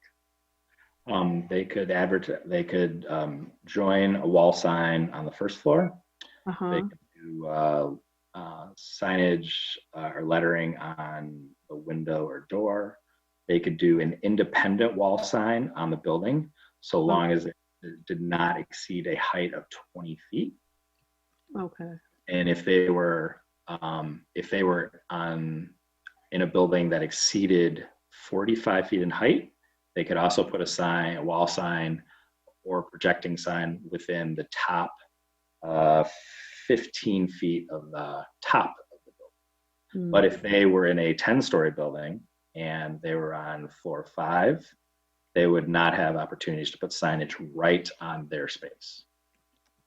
That makes sense. It'd probably be hard for somebody to see above a couple of stories anyway if you're walking down the street. So, okay, I just needed to get some clarification about that. And then just in terms of the dilemma in terms of the real estate signs and everything, I don't think we should necessarily make it more restrictive for folks who are selling real estate. So I think the math I just heard was we'd be going with a 30% decrease in terms of the signage available if we went with what was on the table, I think. I I would not necessarily want to make it a decrease in the size, but if we could sort of figure that out, I'd be willing to listen to more discussion. And like I said, if it goes to a postponement, that would be fine with me. Thanks. Commissioner Mills and then Commissioner Briggs. I just thought I'd chime in that I also, first of all, thank you, Commissioner Milstein, for like looking over that section and reminding us kind of what the norm is. I remember ending the working session effectively with the feeling that none of us thought it made sense to have realtors completely redo all of their signs. And so not making those completely non-conforming out of the gate, I thought was the intention, but also recognizing the trade-offs that not wanting to unleash like all kinds of other signage. And so I think that I thought where we ended that was this idea of like, well, maybe that it's a double-sided, there's an opportunity there about this limiting the overall size of any one sign, but that it would count as two sides. I kind of thought that's where we ended it, but again, the 3 months that has transpired has felt like 3 years in my mind, with not enough sleep.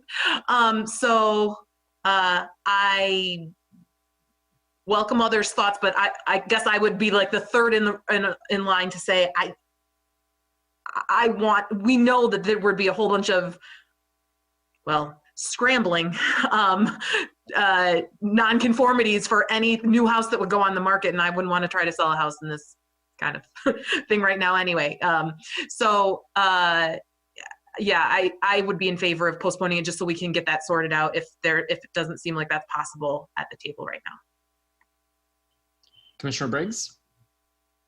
So in an effort to not postpone, because we've been dealing with this for so long, I just wonder if there's maybe a way for us to resolve this. Where I remember the conversation leading off was that we didn't want to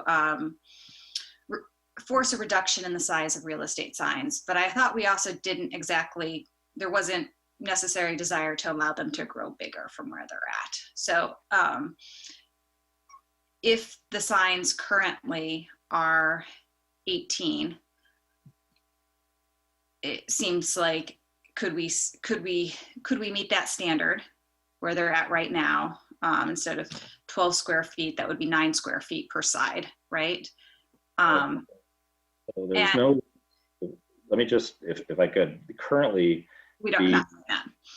The real estate signs now don't have a size cap currently. Yeah. Real estate signs specifically. They don't have an area cap. So there's no limit. That 18 square foot, I think, is a convention of the experience of what most of them are. Not an current ordinance requirement. The current ordinance requires that they have to have a maximum height of 48 inches, a maximum width of 36 inches, and the bottom of the sign has to be a minimum 6 inches off the ground. So those are the only requirements. This is for 1 and 2 family real estate that I'm talking about. Okay. So I just want to, like, it's not I don't think it's so much of a question going back to what a current standard is. I think this is a question of how we want to accommodate a convention that's happening right now. And that's part of the intention here is signage has changed a lot since our ordinance has not changed. And so how do we want to accommodate that? And then I was looking at the language from the December draft, and it seems like since we have that right in front of us, I just wonder if it would make sense based on the sign ordinances that I'm familiar with. There always is an exemption for properties for sale and lease because in every single community, this is an issue.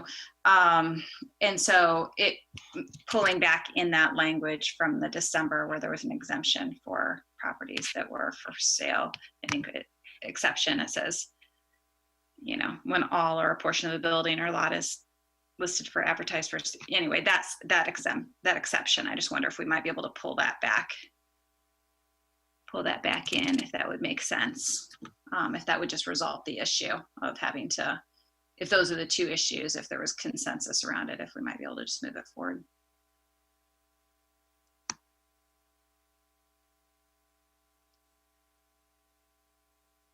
That would, bringing that back just would address the timing. It would no longer restrict the duration of a real estate sign to 65 days.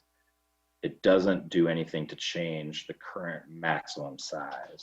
So if there was a desire to do that, I think that probably the way to do that would be just to modify the temporary sign table to allow a maximum of up to 18 square feet, if that was the desire, for all temporary signs. You'd be changing the sort of area that every property has to play with. There'd still be limited to the number of signs, but a 60-foot lot could have up to 18 square feet instead of 12 square feet, and then larger lots could still have up to 48 square feet, and so on down the table. Commissioner Abrams? I would maybe propose that that we think about the per side language. So the 9 square feet per side, maximum 4 signs, so that you don't allow the opportunity for 4 18 square foot one-sided signs on a residential lot. So it may have been a typo in the staff report, but maybe it makes sense for it to be, 9 square feet per side, as opposed to 18 square feet per sign. I remember this conversation. I want to be clear that I'm understanding. So in the case of temporary signs, we would be measuring those differently than we do every other sign. So every other sign in the ordinance, we measure if it's two-faced, you measure both sides. In this case, what we would be saying is for all of these standards here for temporary signs, we're only measuring the overall size of that. So effectively, you could potentially have up to double the square footage. Why would that be preferable to just increasing the cap to 18 square feet? I think I'm misunderstanding. Maybe I misunderstand the regulation. So currently, you can have 4 signs total. Yep. Each one can be 12 square feet total. No, you can have up to a maximum of 12 square feet. You could choose to do all of those. You could do one 12 square foot sign, or you could do 4 3 square foot signs. Okay, it says though 12 square feet per sign, maximum. The maximum sign area. But the maximum sign area you get per lot to the left of that. So if a residential lot is 60 feet or less, you get a maximum of 12 square feet of sign area. Okay. That's confusing to me. I don't know. There's the second, just to clear, there's the upper title, and then under the maximum sign area per lot and per sign is the subtitles between those two. I see. Okay. So 12 square feet okay. So then, yes, I was misunderstanding. I thought it was 12 per sign. It could be one sign at 12. Right. But that's less, that's not the same as what I was imagining, which was 4 12 square foot signs on one lot, and now jumping to 4 18 square foot signs. But we're not saying that. There could be one 18 square foot sign or one 2-sided 9 feet on each. If we amend, I'm saying. Yes, exactly. Yeah. Okay. Okay, sorry, I misunderstood. Or it could be amended to say that a maximum of 18 square feet, but a freestanding sign. So we could try to measure that. So we could limit potentially a wall sign from being 18 square feet, but not a freestanding sign. But under that circumstance too, you got to also recognize them that probably has I don't want to say definitely not, but it might be difficult to distinguish between a 2-sided 9 square foot sign and a freestanding 18 square foot sign that you just have one face of. Yeah. So I'm feeling like I think there's major enough changes to this document that we probably should postpone. So I'm not cutting off discussion. I want to continue the discussion, but I'm leaning towards a postponement on this rather than just passing it or amending it here at the table. I know it's been a long time. I know we've been working on it for a very, very, very long time. And you all know that I'm very much in favor of getting this through. But I think there's enough here that may warrant a postponement. So Commissioner Mills.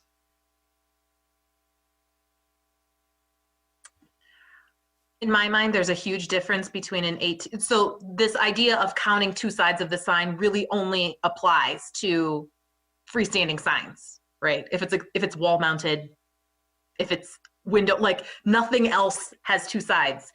And for freestanding signs, there's a huge difference in my mind between 18 square feet that's just one side of text and a 9 square foot sign that has text on both sides. Like huge difference in terms of how we experience it.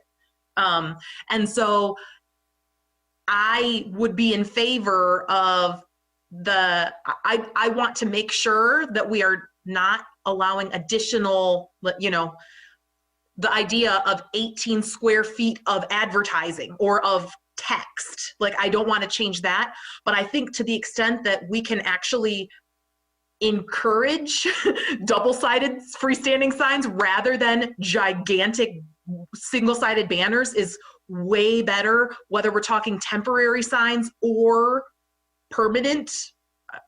I got to go back and see what permanent freestanding signs, even permanent freestanding signs. So like, this is another reason why I think like the more that we talk about this, the more I'm thinking like that actually is more in keeping with what we're after. I don't want to increase the amount of advertising that we have, but I think like encouraging double-sidedness is better. And so putting a cap on or making smaller how big any side can be makes a whole lot more sense, not just in this issue. So I understand that. I think I would definitely need more time to explore that. Off the cuff, I'm worried about our ability to control the sign area that you can have. However this is done, I think we have to provide a comparable amount of sign area. The question is, how can that be manifested? So I don't think it's appropriate to say that if you do a freestanding sign, you get more sign area. It might be that everybody gets the same amount, but it means that you could do 2 wall signs or a freestanding double-sided or something to that effect. But that would definitely be something that needs more exploration. Again, my apologies. I remember this conversation. I didn't remember that the Planning Commission sort of come to a resolution on it, but we can definitely look at that. And maybe maybe the next planning director can finish this for you guys. No, that is not an option. All right, further discussion or a motion? Commissioner Hammerschmidt and then Commissioner Burns. Quickly, so can we not apply, I mean, I kind of like the idea of pulling back in the language from before that like separates out real estate, like for sale real estate. It makes it kind of its own category. Cause yeah, I'm thinking like if you have properties for sale up and down like a corridor, for example, and you could have like these giant signs, one face, 18 feet by 1 foot. But if there's like, can we put that in their own category and then say like, have the side thing be just for these types of signs? Does that make sense? That's what I'm saying. Yeah, I think it's getting, I mean, it's a good question. For sale and for lease is definitely a unique circumstance. And that is what the original draft reflected.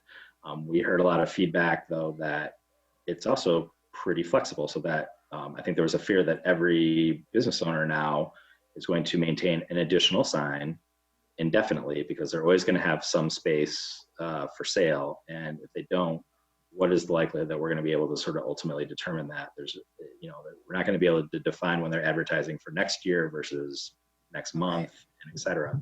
So I think that there was some concern that this is just a way to provide, it's a loophole to provide more commercial signage long-term. So we heard that feedback. I think some of that conversation happened at this table as well. What if it's just for sale and not for lease? Definitely not. And so I think its inclusion in the outset was probably already, frankly, testing that boundary a little bit, because that is relying on the content of the sign, but we're only moderating the duration of it as opposed to any other aspects of the temporary signage allowed. So, but yes, we could look at that. We could also look at if we could pull size into that. I think that's probably more challenging, because then we're starting to provide different levels of opportunity for free speech based on the content. And so I guess I'll leave it at that. I mean, is it content or is it like circumstance? I mean, because you're like selling or leasing a property. I don't know. Again, ideally, we never have to look at what's on the sign to make a judgment whether it's compliant.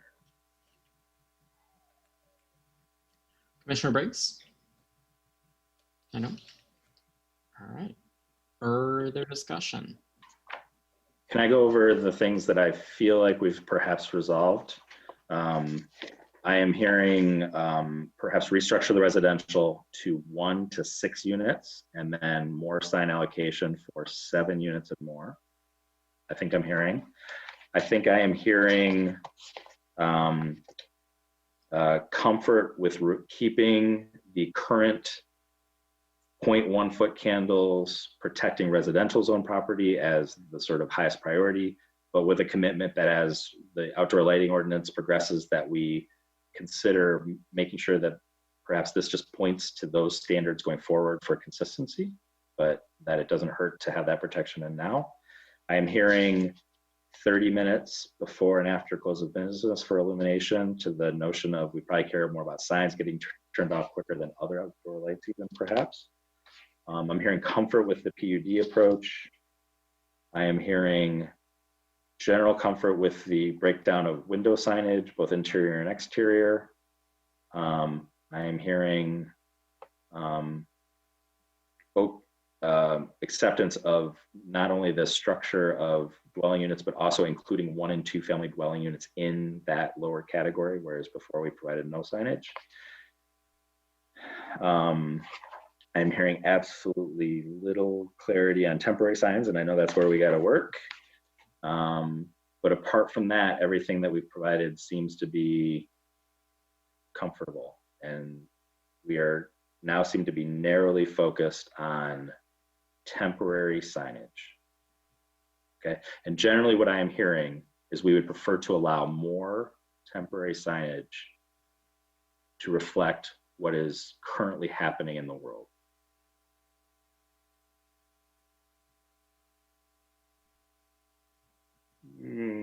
Sort of. Two thumbs up. He's the chair. What do you mean by what is currently happening in the world? Well, I mean, we are responding to a convention right now, and so, however this manifests, I anticipate to be consistent, it's going to result in more square footage. So, I will endeavor to find the best way to do that with what I hope meets the intent of this district of character and quality of life and safety and aesthetics. But at its core here, what we're talking about is 12 square feet is not enough. And so I just want to set the stage that these solutions are going to have to provide for more than 12 square feet if we want to allow an 18 square foot sign. That's it. And so. And then one other thing, just to add to that, is the 65 days, increasing that number for sale signs. We can't, well, I'll look at that. Okay, yeah. I just want to make sure. Commissioner Abrams and then Commissioner Briggs. I just want to make sure I understand this, though. The current sign ordinance restricts size to, you said, 48 inches by 36 inches. It can't be taller than 4 feet, and it can't be wider than 3 feet. And if we increase to 18 square feet, then we are potentially opening ourselves up to signs which are bigger, 6 feet by 3 feet or 9. But as we're discussing, I suspect as a community, we're already experiencing larger signage. Well, yeah, I mean, I guess so. Like, what I am remembering from the last meeting is that the members of the public who came to speak to us were people who were unhappy with property managers of student rentals with kind of constant rental advertisements for those properties. And I think that if we amend the ordinance as we're discussing right now, that problem actually will be, this won't address that issue. It might make it worse, right? Is that, I just want to make sure I understand that. Yeah, it would, well, like you selling your house, they could take advantage of any for lease or sale flexibility as well. And but what you mentioned was the city doesn't have a way of knowing whether there's actually an empty unit in a building. So one could, in other words, one could in perpetuity have a larger for lease sign now in their yard than they, under this new ordinance, possibly somebody could have a larger sign for lease than they could on the current ordinance. I think that was one of the basis for trying to rid that exception and go back to the modification of the unlimited small sign. But yes. This is, yeah, it's tough. Commissioner Briggs. I appreciate that you refreshed, like we went back to that conversation, because now it's all coming back to me very slowly. Yeah, that was an issue. That's a serious one that when it's, yeah.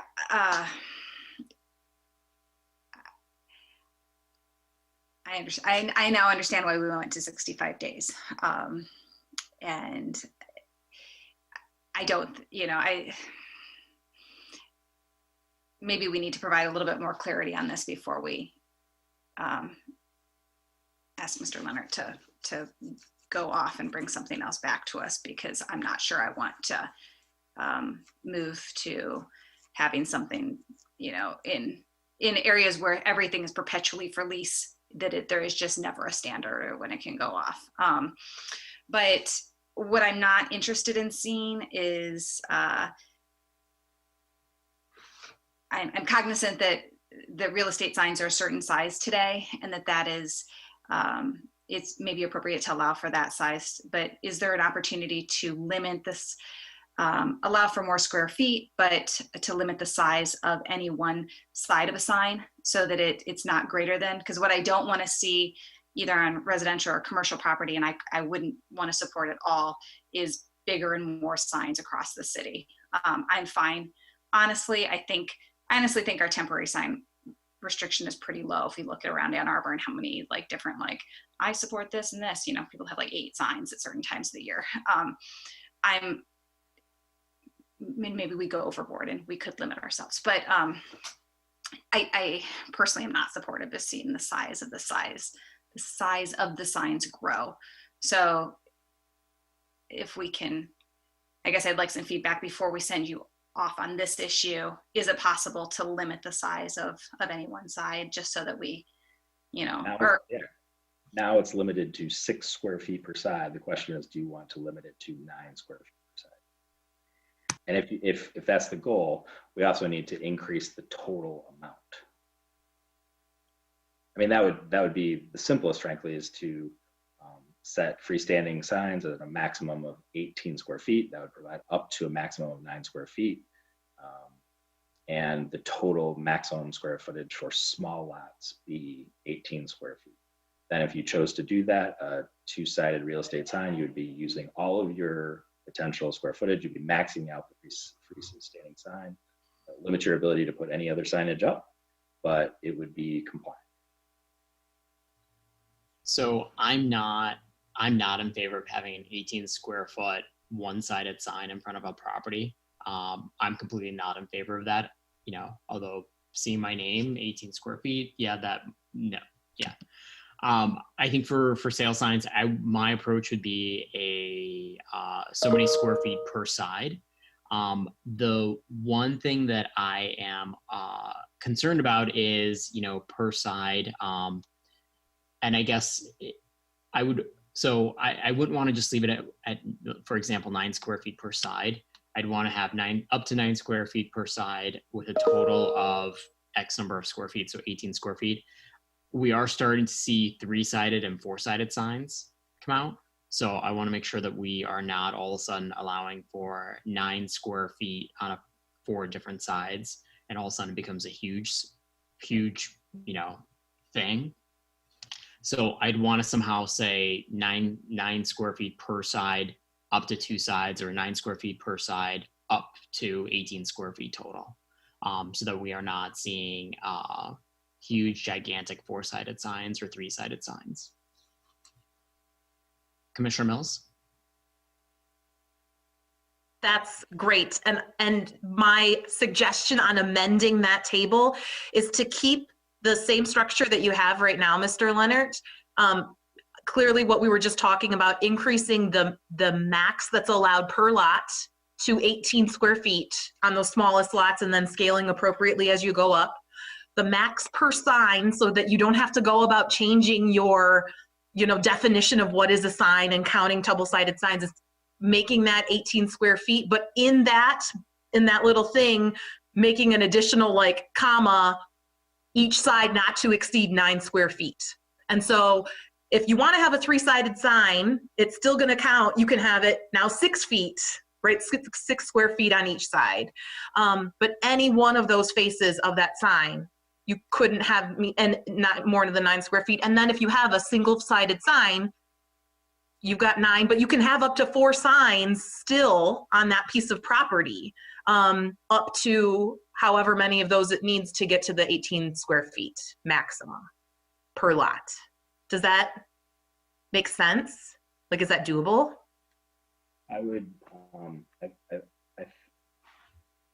I think that's essentially what the ordinance does now. It measures 3-sided or 2-sided as total square footage.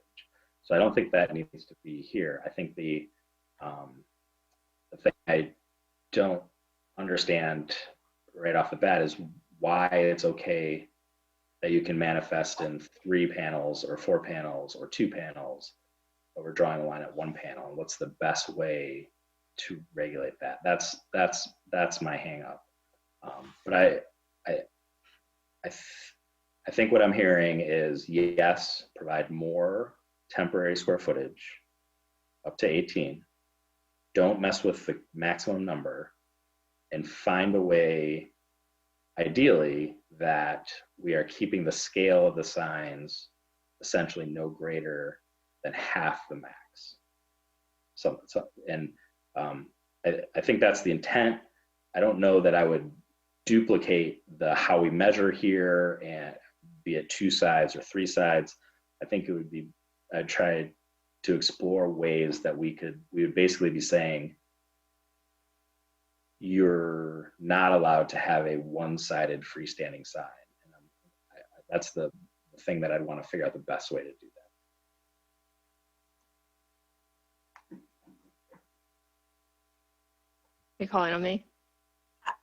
Okay. That's okay. I'm wondering, because the time limits on the for sale versus rental, and that sort of concern, and the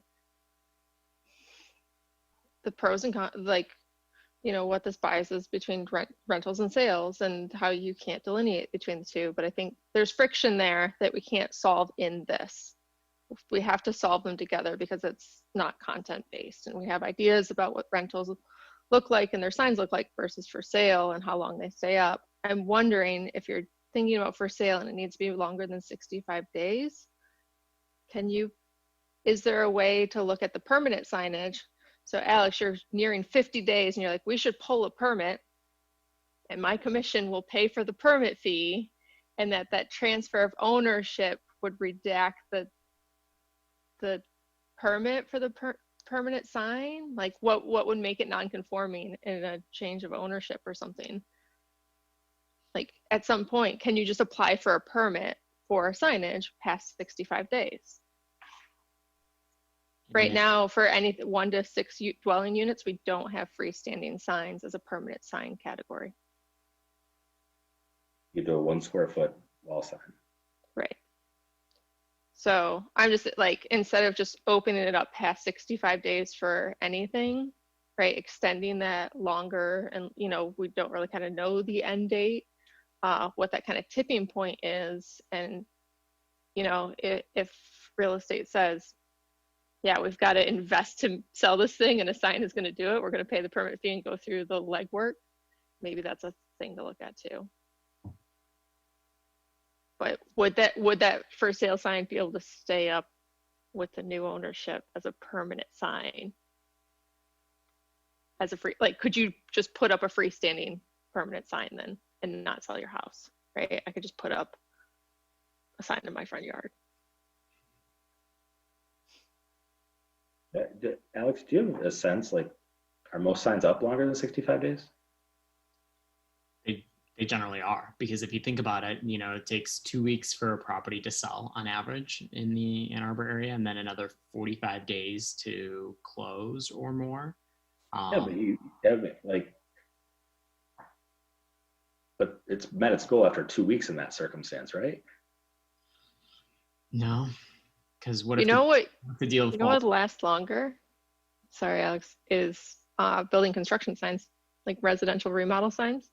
Those take longer than 65 days. Yeah. As a freestanding sign as well. Temporary sign.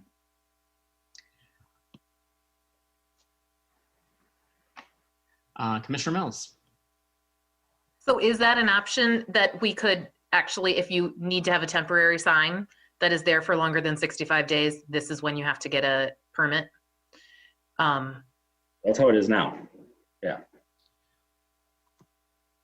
But you can't get a permit for a freestanding sign in a residential area with this current. Only currently for 5 units or more. I presume that that'll now be 7 units or more.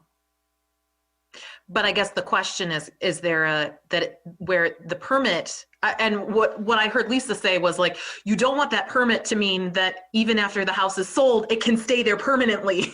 Right.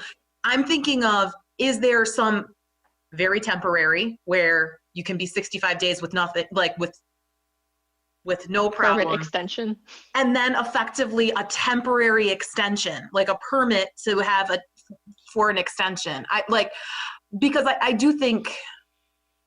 Well, if that were the case, we're not requiring permits for temporary signs. We would just, why wouldn't we just extend the time frame? Like, I don't know what the mechanism would be that you don't need to get a permit to put up a temporary sign, and then after 65 days you give yourself a 65-day extension.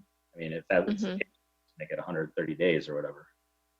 Well, I feel like it's more like you come in, like if you need more than the 65 days, just like we have for I'm thinking in my mind of what we do for events, right? Like you're allowed to have an event in your parking lot if it's this long. If you want it to be longer, then you have to come in and get a permit to be allowed to have even a temporary event that's an outdoor event that's longer than that. I don't know. Wouldn't need if I'm understanding you wouldn't need a sign permit for a temporary sign to 65 days, but you would need a sign permit for a temporary sign for 66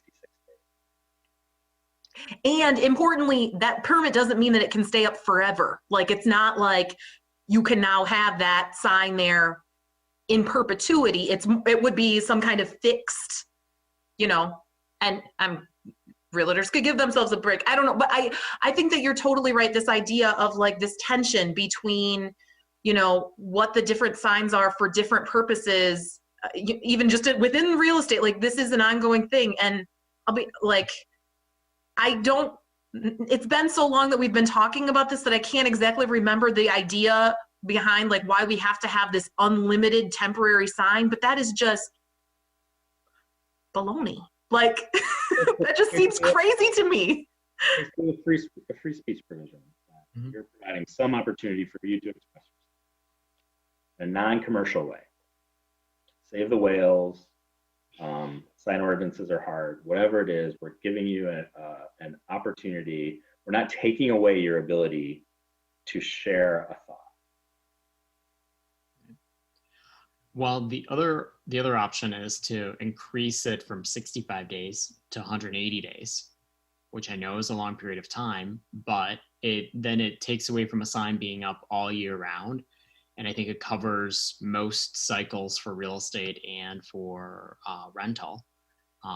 So if we really wanted to give it a time frame, I think that 180 days would be appropriate. My concern with, temporary sign and converting it to a permanent sign, getting that permit, are we going to be required to go through a permit inspection?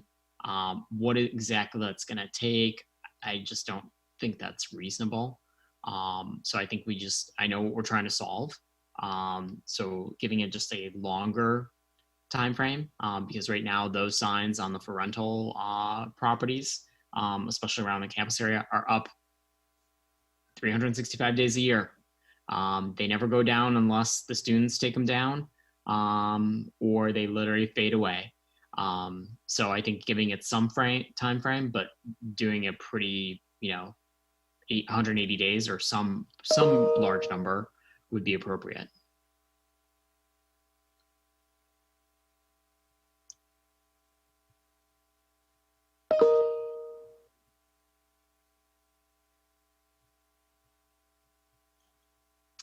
Commissioner Briggs.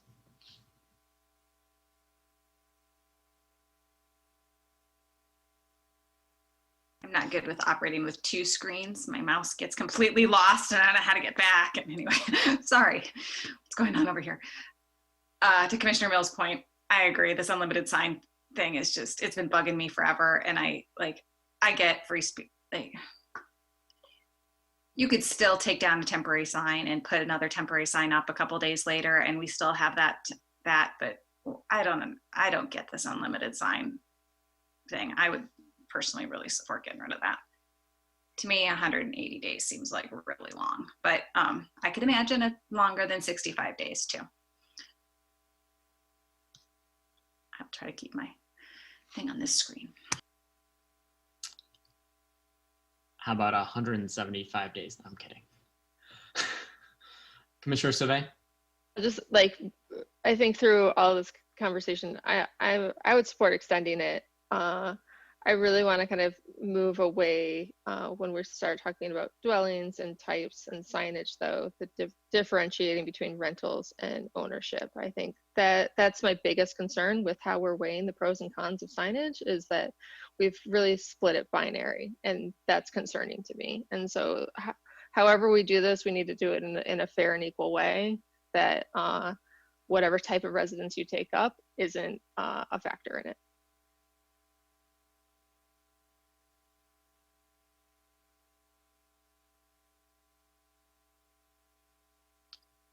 All right. Mr. Leonard, I know we haven't given you much direction on this, and I apologize.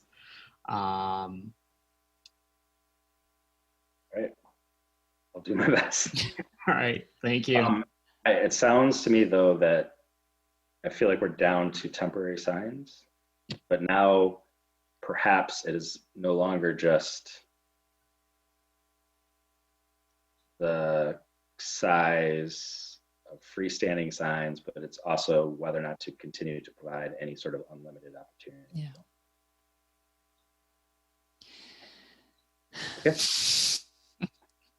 Commissioner Gabrandel. Do you know how other communities handle the real estate thing? I mean, because 160 days seems too long to me too. And so, but I don't want to be completely unreasonable and short circuit it like beyond what is just typical even.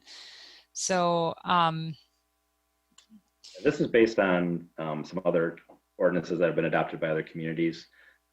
I can try to provide a little bit more detailed research.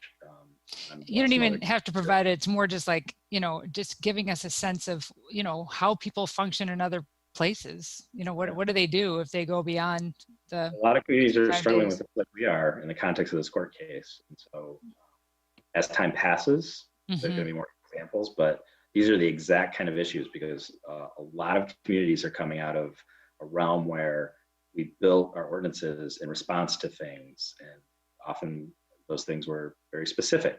And we culturally have come to have different levels of acceptance of those, as Commissioner Sobe was just describing. Yeah. We are not afforded that opportunity anymore under our case law and constitution. So,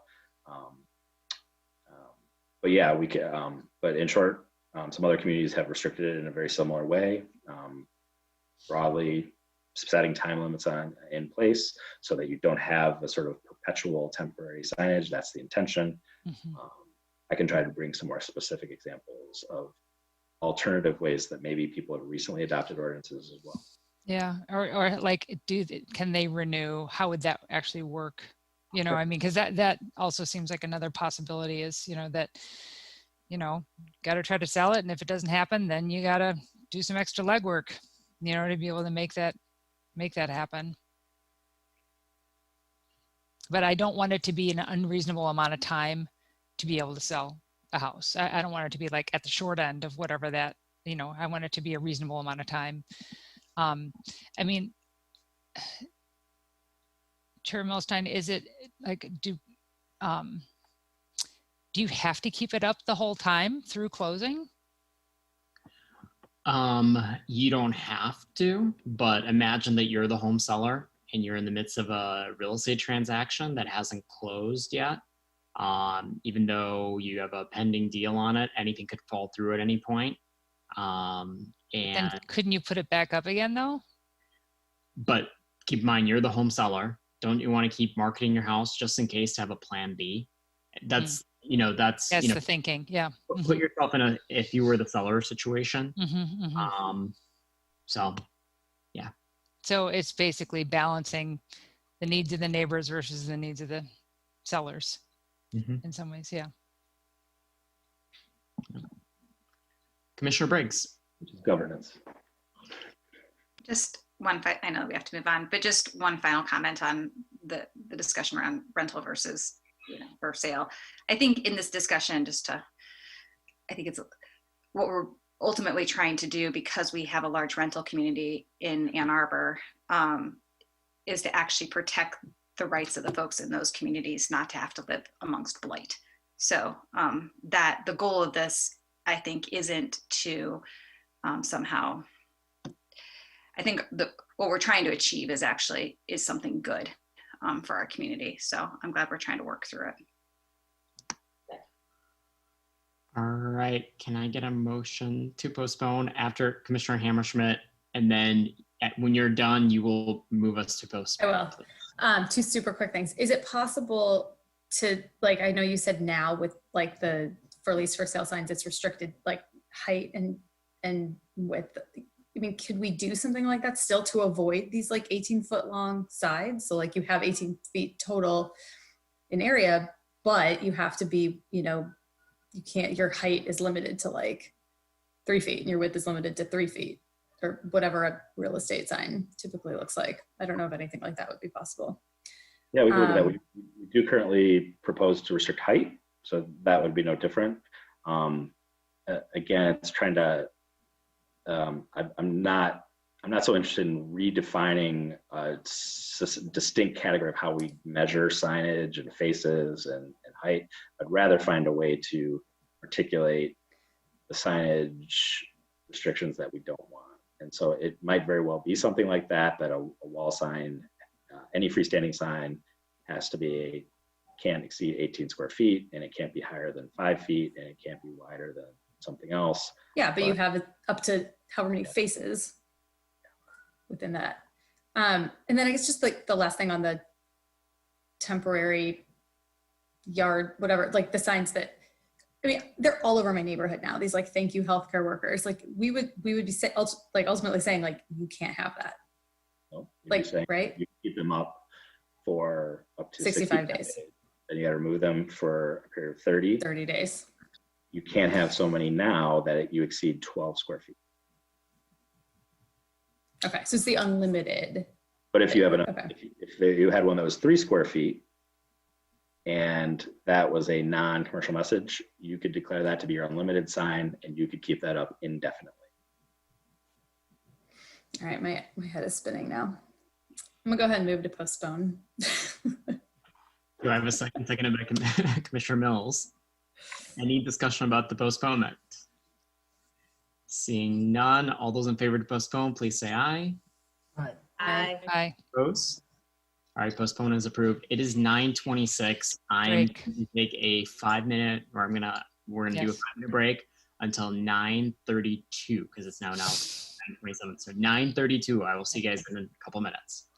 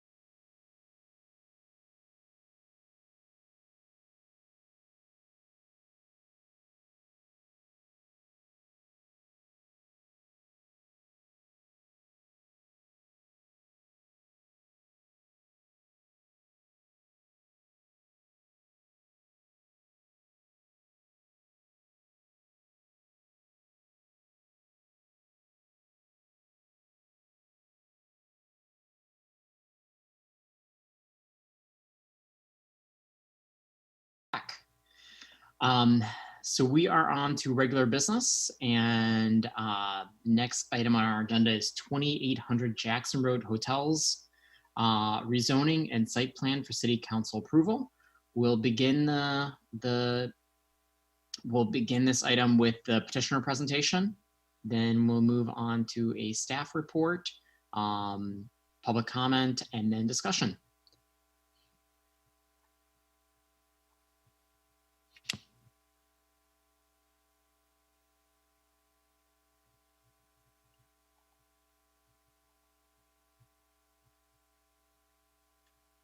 Petitioners, you should be promoted to panelists where you can turn on your video and sound.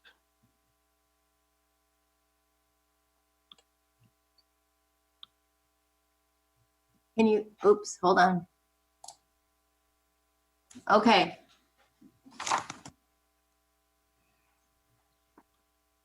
Can you see us? Are we good? Okay, I'm Susan Bowers with Bowers and Associates to present 2800 Jackson Avenue Hotel Development. I guess next page, Brent. The project proposes to put two hotels on an existing hotel site, although there hasn't been a hotel on there in over 10 years. It was demolished sometime in 2009, I think. The Hotel A is approximately 69,000 square feet and 128 rooms. Hotel B is approximately 63,000 square feet and 107 rooms. And they're both 4 stories. Landscape plan meeting the ordinance. Next. Hotel A, which is a new concept hotel, standard guest rooms, standard stay. Next, please. Upper floors of the Hotel A. Hotel B is an extended stay hotel with provisions for kitchenettes. Next. Exterior elevation for Hotel A is 4 stories. Top element on the hotel is 55 feet.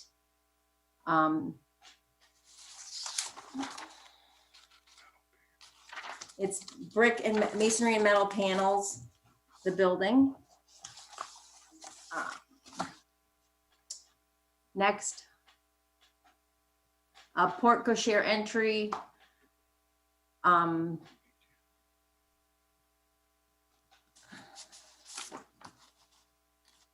We were doing it this way. Next slide. This is Hotel B. Hotel B is 4 stories as well. Top element is just under 55 feet high. It has a mixed materials of masonry and stone veneer with a small porte cochere entry and a waiting area at the front, covered waiting. Next. This is the hotel that fronts Jackson Avenue. We have worked to enhance this south elevation to address more of a facade and the road on Jackson Avenue. Next. This is the materials palette for Hotel A.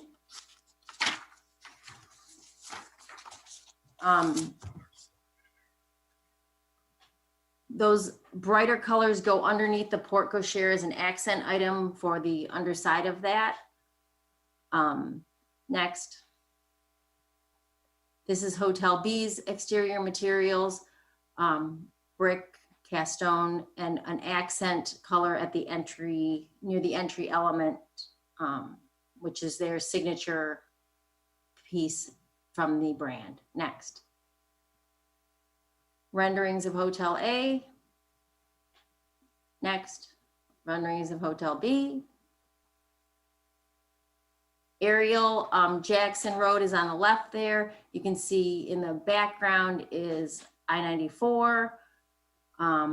So we're taking up the majority of that site. Next. And this is another aerial view. Jackson Road is on the right. The on-ramp to I-94 is on the left there, and I-94 is behind you. Next. This is the service drive is on the right-hand side, and I-94 is on the small piece on the left. Next. And this is from I-94. You're seeing a little bit of Jackson Road Avenue in the back. Next. I think that's it.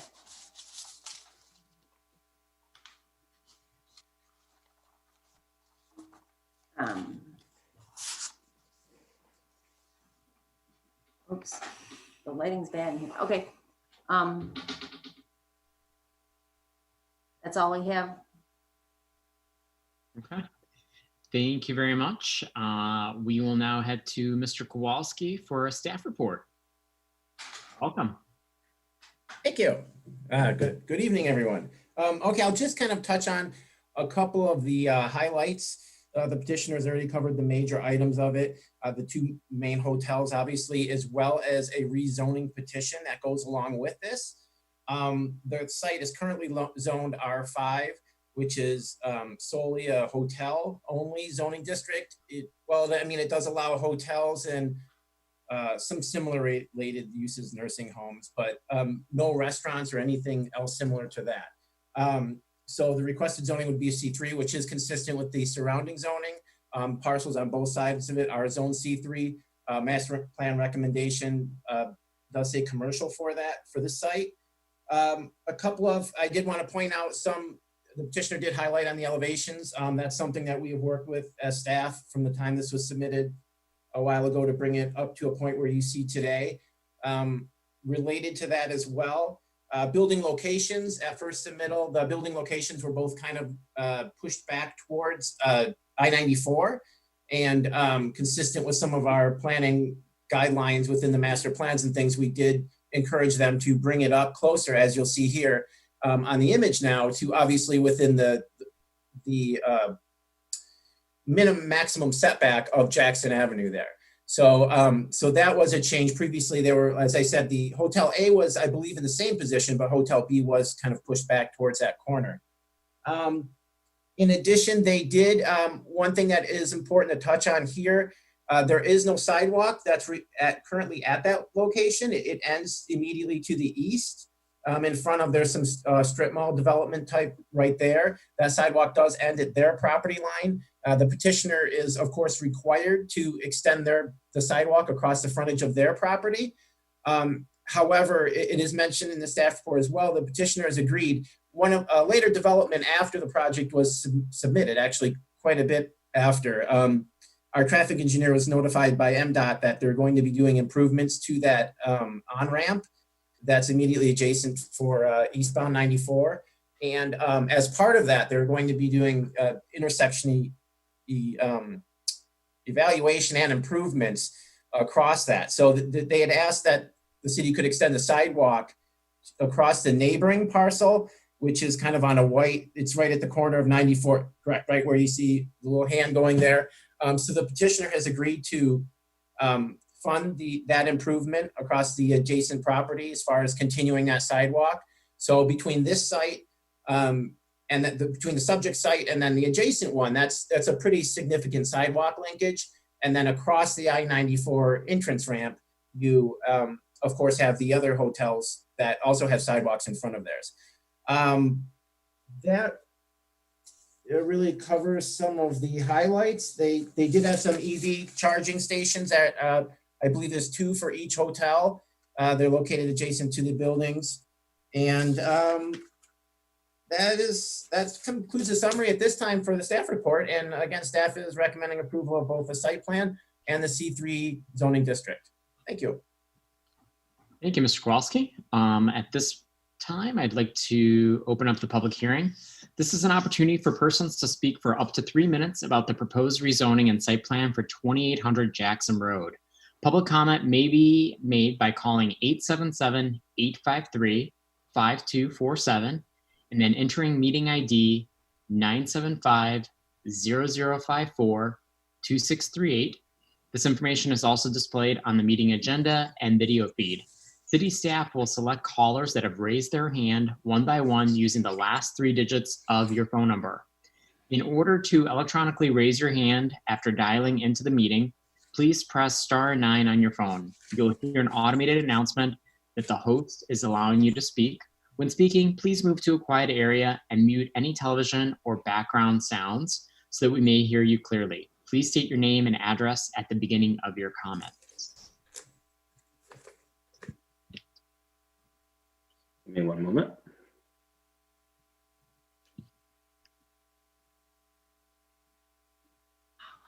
No speakers for this public hearing.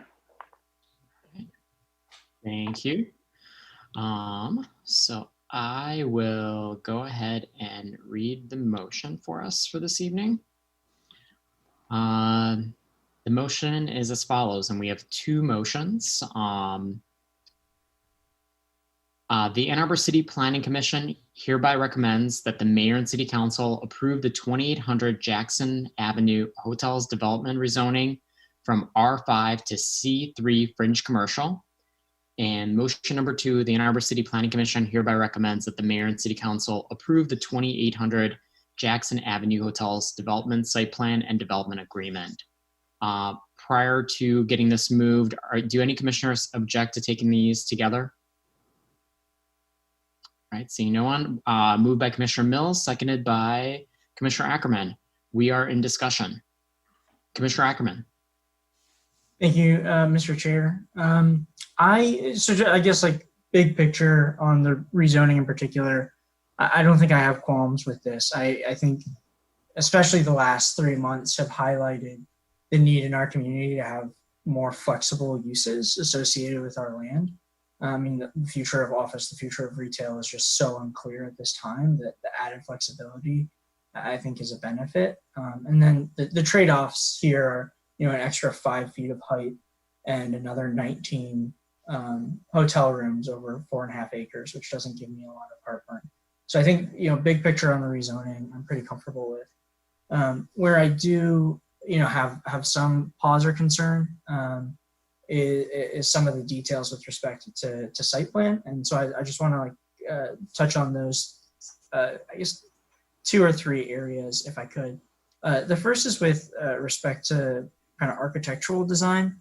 And I'm not sure if this is 1 or 2 items, but we've spent a lot of time as a body talking about trying to get the frontage of our major corridors for buildings to respect that frontage. That we really want to create an active and welcoming street front. And I did see in the site staff report that there had been progress in the design along the way to better kind of respect Jackson. But it does really still feel like a Hotel B, I guess the Home 2 hotel, it feels like it's an emergency escape, that exits out onto Jackson. And Jackson isn't the flashiest and fanciest entryway and gateway into our community now, but that doesn't mean we shouldn't aspire for it to be in the future. And so, that orientation does give me some pause, and I think runs counter to a lot of that we've talked about and tried to accomplish through our zoning ordinance, but also through discussion with petitioners. So I'd like to explore that. And then so I guess I would open that up there. So I'd love to get a little bit of context about what did change and what areas for opportunity there might be to better that frontage on Jackson. I guess that's kind of open-ended to you, Mr. Kowalski, however you want to direct that, either to yourself or to the petitioner. Yeah, I mean, I may bump it some to the petitioner and their architects because they can kind of speak to more of the evolution. And also, as far as I understand where you're mentioning regarding the frontage along Jackson Road. So at this time, yeah, the architects would like to kind of chime in and talk a little bit about the evolution and maybe why exactly the forming function is the way it is on that hotel. So I will kind of deflect to the architects at this time. Sure, this is Scott Bowers with Bowers and Associates. On that particular end, if we go back to the rendering, really what it is, it's into the room, into the hallway and stairwell. So what we had done was actually add fenestration into the building, added those windows on all 4 floors and up the sides, added another element in the middle that's a darker color, and added those windows that go into the stairwell as well as the hallway. And at the bottom, we enhanced the entryway or exitway with glass doors and a more robust green area in front of the building. That's actually the front entrance. So we'll go back. There you go. There you go. So we tried to liven it up and bring it to more of a public entrance rather than just an exitway out. Yeah, the parcel piece off of Jackson Road is rather narrow to get into the site. Correct. Mm-hmm. We originally had the entrance down there, but it pushed the building too far back for past our setback lines. Understood. Okay. Okay, fair enough. And maybe I'll leave it to the architects if they have any ideas. But you know, I just wanted to raise that as an item. I think the other one is more of a detail. You know, Jackson Avenue, you know, higher speed limits relative to a lot of the community. And then we see kind of the adjacent property having the 2 curb cuts. And then as you go from west to east, you get, you know, this new site has another curb cut immediately. And then there's a 4th on this development, and then a 5th a little bit down the road. So in pretty quick succession, you get, as cars are moving from east to west, you know, 5 curb cuts. And I just wanted to get a sense from staff, kind of what was engineering's analysis of that, with a more keen eye towards safety in my mind than anything. Sure, it is a good question. And I mean, part of the answer is, as we usually, as standard practice, of course, it was reviewed and for access and vision issues and things like that regarding the curb cuts and the adjacent curb cuts. So our transportation engineer does look at that. She was okay with that. Another point regarding that was, I believe that the fire marshal had indicated a strong preference for 2, if not a requirement. I'd have to go back and look for the 2 entrances, or at least for like the drive to wrap around. So, I mean, that kind of fixes some of that location in itself.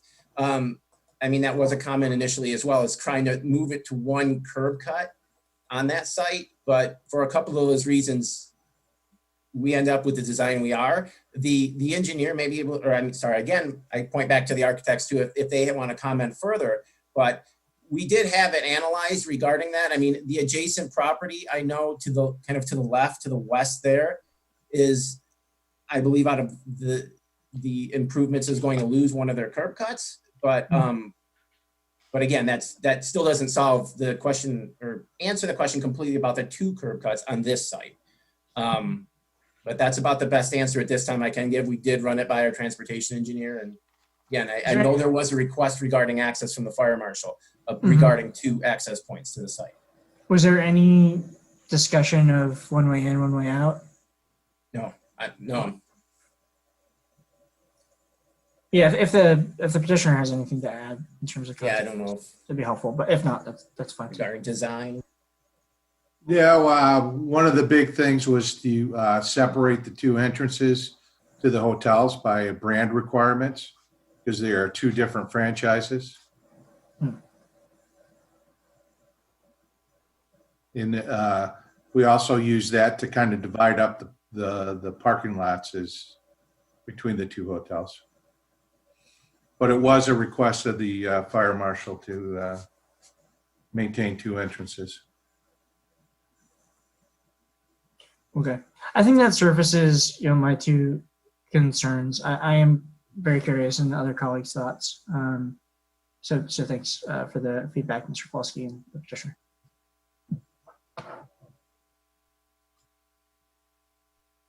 All right, Commissioner Gabrando.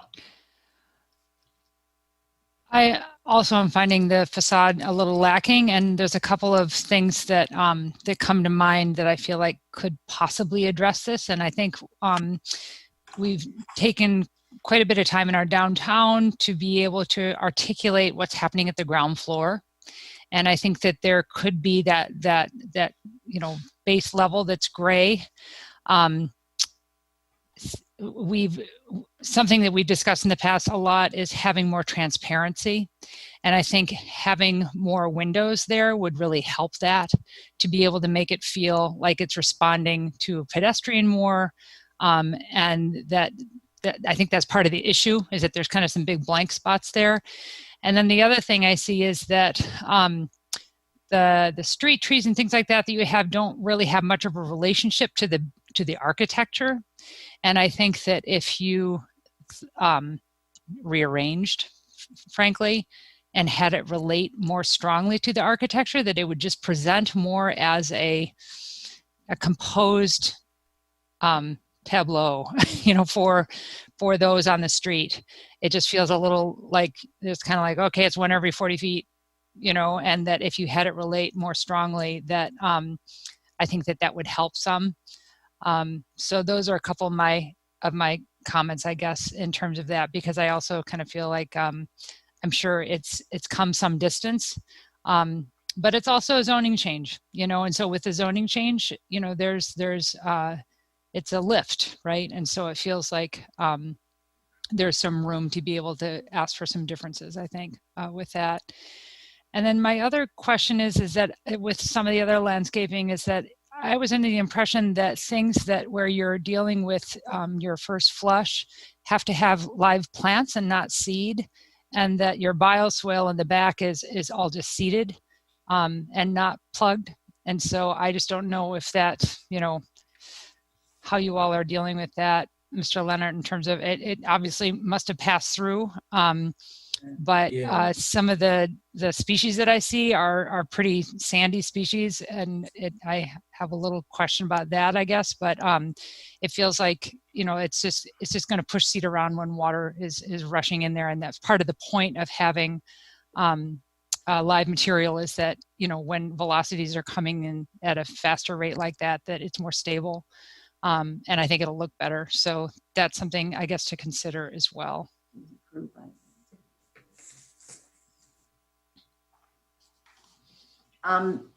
We were approved by the landscape, and I don't think we have the landscape architect on the meeting tonight to address the specifics of what they have specified in the bioswale in the first flush.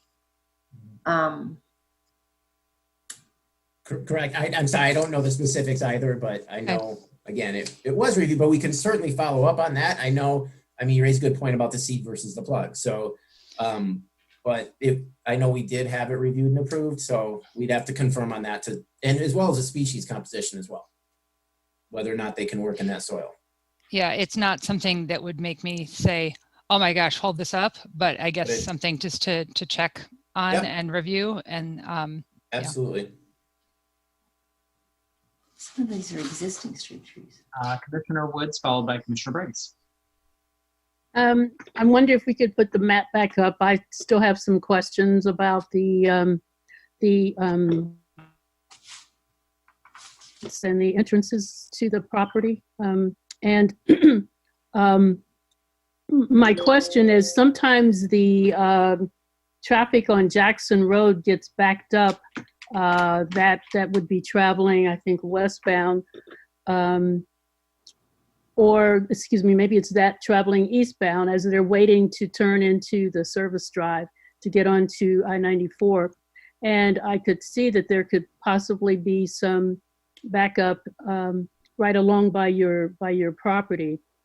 Do you know whether or not the traffic engineers, you said that they did not say anything about having one-way entrance or not. But has anyone thought about whether or not there might be possibly no left turn during certain times of the day when the traffic might be a little bit increased along that corridor? And also, is Jackson Avenue a state route or not? It is? Yes, So- I failed to mention that earlier, but that's a great point that needs to be put out, is that it is under MDOT control at that point. So Okay. that limits severely what we can do regarding any jurisdiction. And of course, ultimately curb cuts and things like that would have to be run through MDOT as well, so. Okay. And so at this point, have they looked at it at all? Or I don't believe so, I doubt it, no. Mm-hmm. Okay, all right. Because that would just be just a couple of questions that I'd have about that. It could be kind of difficult trying to come out to go towards downtown Ann Arbor on Jackson Road at certain times of the day. And also there's traffic coming across Jackson from the residential area back over there as well. So it's almost like a perfect storm sometimes right in that area that you just might want to be aware of. So. Yeah, and to that point, there may have been some initial conversations, because as I mentioned earlier, with regards to the sidewalk, our traffic engineer is in touch with MDOT, so I know that she has probably has told them about this project in particular, because my conversations with her, she did mention how the project regarding the sidewalk and an MDOT had inquired. So I don't know how much, I don't think they reviewed the actual plan, but I think that they are aware of it, at least on a preliminary phase. But at the end of the day, they will need their approvals from MDOT as well. Okay, thank you. Commissioner Briggs? Yeah, could we see the picture of the front, the Jackson facing facade?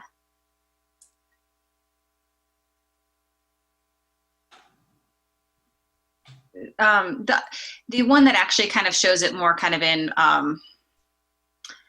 yeah. So I'm wondering, as I'm looking at this, I think one of the reasons that it also doesn't feel particularly front facing is that sidewalk that's coming out of the building is really directed towards the parking lot, as opposed to also connecting to the sidewalk in front of the building. And so I think one way to make it feel like it's connected to that street face is to actually connect it to it. And perhaps part of it is also creating some of those accents that are part of the front accents, bringing them around on both sides of the building might help a little bit. But the other question that I had was around lighting. And I suspect that the lighting that's being proposed is compliant with our current ordinance, but the under canopy lighting and then the building lighting, could you show that image? Yeah, so that one, just FYI, it looks like it's fully blocked there. I'm just not sure what sort of the intensity of that light is. If you have any sort of, that's one of the things that we're actually moving towards trying to regulate is the foot candles there. Do you have a sense if that's kind of a very intense bright light that's under there, or is it just kind of an accent light as you're walking in? So if I could answer that, Yeah. Well, if we could start with the home 2 entrance, Mm-hmm. the first question, we would have linked up, I think we're 3 or 4 feet below the sidewalk. There's actually a retaining wall. Got it.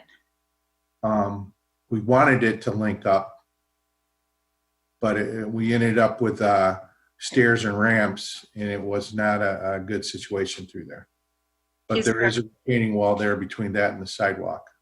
Is there any opportunity to link in another, in some other way to provide that sense of linkage? We could probably continue it on and then connect up on the other side of the driveway where the new sidewalk is going to go through the muffler shop. Yeah, I think personally, I think that might help quite a bit. And then number 2, the intensity of that lighting. Mm-hmm. That's just a glow. Those are just actually glass panels that are in there that give that. So it's not really, you only see it when you're directly under it. It's not meant to be real intense. Great, thanks. And then the one that's on the building itself, that one looked like, am I right that there's a light on the building as well? Not that one. There is on the home too, the beacon. Yeah. But that one is not going to be lit. Oh, it's not. No, that was one of the things that when we had our neighborhood meeting, that they requested that we don't have perfect light on top of the building, that they can see in their neighborhood. That's great. Thank you. And if I can throw in there as well, Andy Wakeland with Giffords Webster, the civil engineer on the site. We could run the sidewalk from the front entrance to the west, but we'll have to have stairs in there. I mean, it'll still exhibit the same way from the street, but it won't be probably an accessible route because that driveway is about 5 feet higher than that entrance. Got it. So maybe the sidewalk maybe it's not very doable. Yeah, I mean, we can do it with stairs. It'll still. Yeah. That's all. Thank you. Question? Commissioner Sauvé, followed by Commissioner Hammerschmidt.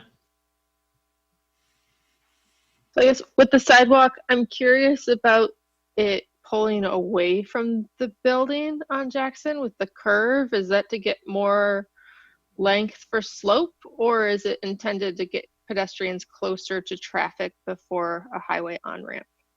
I believe we're trying to save one of the existing trees there, as well as get some more green space in front. I think you don't see that tree in the rendering, or you wouldn't see the end of that facade in the three-dimensional rendering. There you go. Tree there. And that one's existing? Yeah. It is regarded in our landscape review had requested to save. I guess it's a nice enough tree to work around in that location. Okay. I'm just trying to look at, I was looking at aerials. I'm like, I don't know there's a tree. Okay. Yeah, I wouldn't recommend kind of a secondary sidewalk that whole length. It just seems like a lot more pavement for no real kind of connectivity. I am concerned about the 2 curb cuts. If those could be one, in and out, I think that would suffice for, if the fire marshal needs to get in, they can override. They can jump on whatever blocked one to get to the other one. Did you guys discuss with the adjacent property? There is kind of on the back end of the site, their parking lot abuts to this parking lot on the northeast side. The grades. You can see like those kind of like 2 spokes of like parking lots from the adjacent site behind the Anytime Fitness. Oh, over there. Oh. Yeah. Did you talk to them at all about a connectivity just to be able to provide access to the site from a different point? We did not. I don't think as staff, we did not recommend that. But I mean, I'm not saying we didn't. No, we did not address it. It's not like we wouldn't recommend it, but we did not address that. And it was not addressed in the traffic engineers. So I'd let the architects speak if they've looked into it. But I know from a staff point of view, we did not pursue that issue. No, we did not discuss cross-access with the adjacent C3 zoning retail site. Okay. Yeah, I'm having a hard time with the double curb cuts, especially with the argument of branding. It's something I can't be concerned about here, like the branding of 2 hotels and each one gets its own curb cut because of it on a single parcel. That's just not a sufficient reason. So one-way access to really kind of diminish the amount of kind of traffic conflicts at each curb cut, I would feel much better with. If the fire marshal could kind of support that, I would be interested in conversations with the adjacent parcel, and if there could be conjoining, and if that would be supported by the fire marshal too for the multiple access points as well. If I can speak to that as the civil engineer. The other reason to have the dual driveways is because, well, basically if you do miss the first driveway coming from the east and you're trying to pull into the site, say you miss the first one and the second one is only a one-way out, then I believe you have to go something like a half a mile, unless you're turning around in somebody's driveway, but you have to go an exorbitant. There's a Michigan left right after Weber's. Yeah, I think that's at least a half a mile away. But anyway, so you have to go a significant distance in order to turn around. The other thing to remember is that MDOT is putting an intersection here. They're putting in some traffic calming, so it won't be that cars are zipping by. It'll be that they'll be queuing up there, and it'll be kind of a slower area now. I think there's enough sites with one curb cut that if somebody misses it, they have to go around.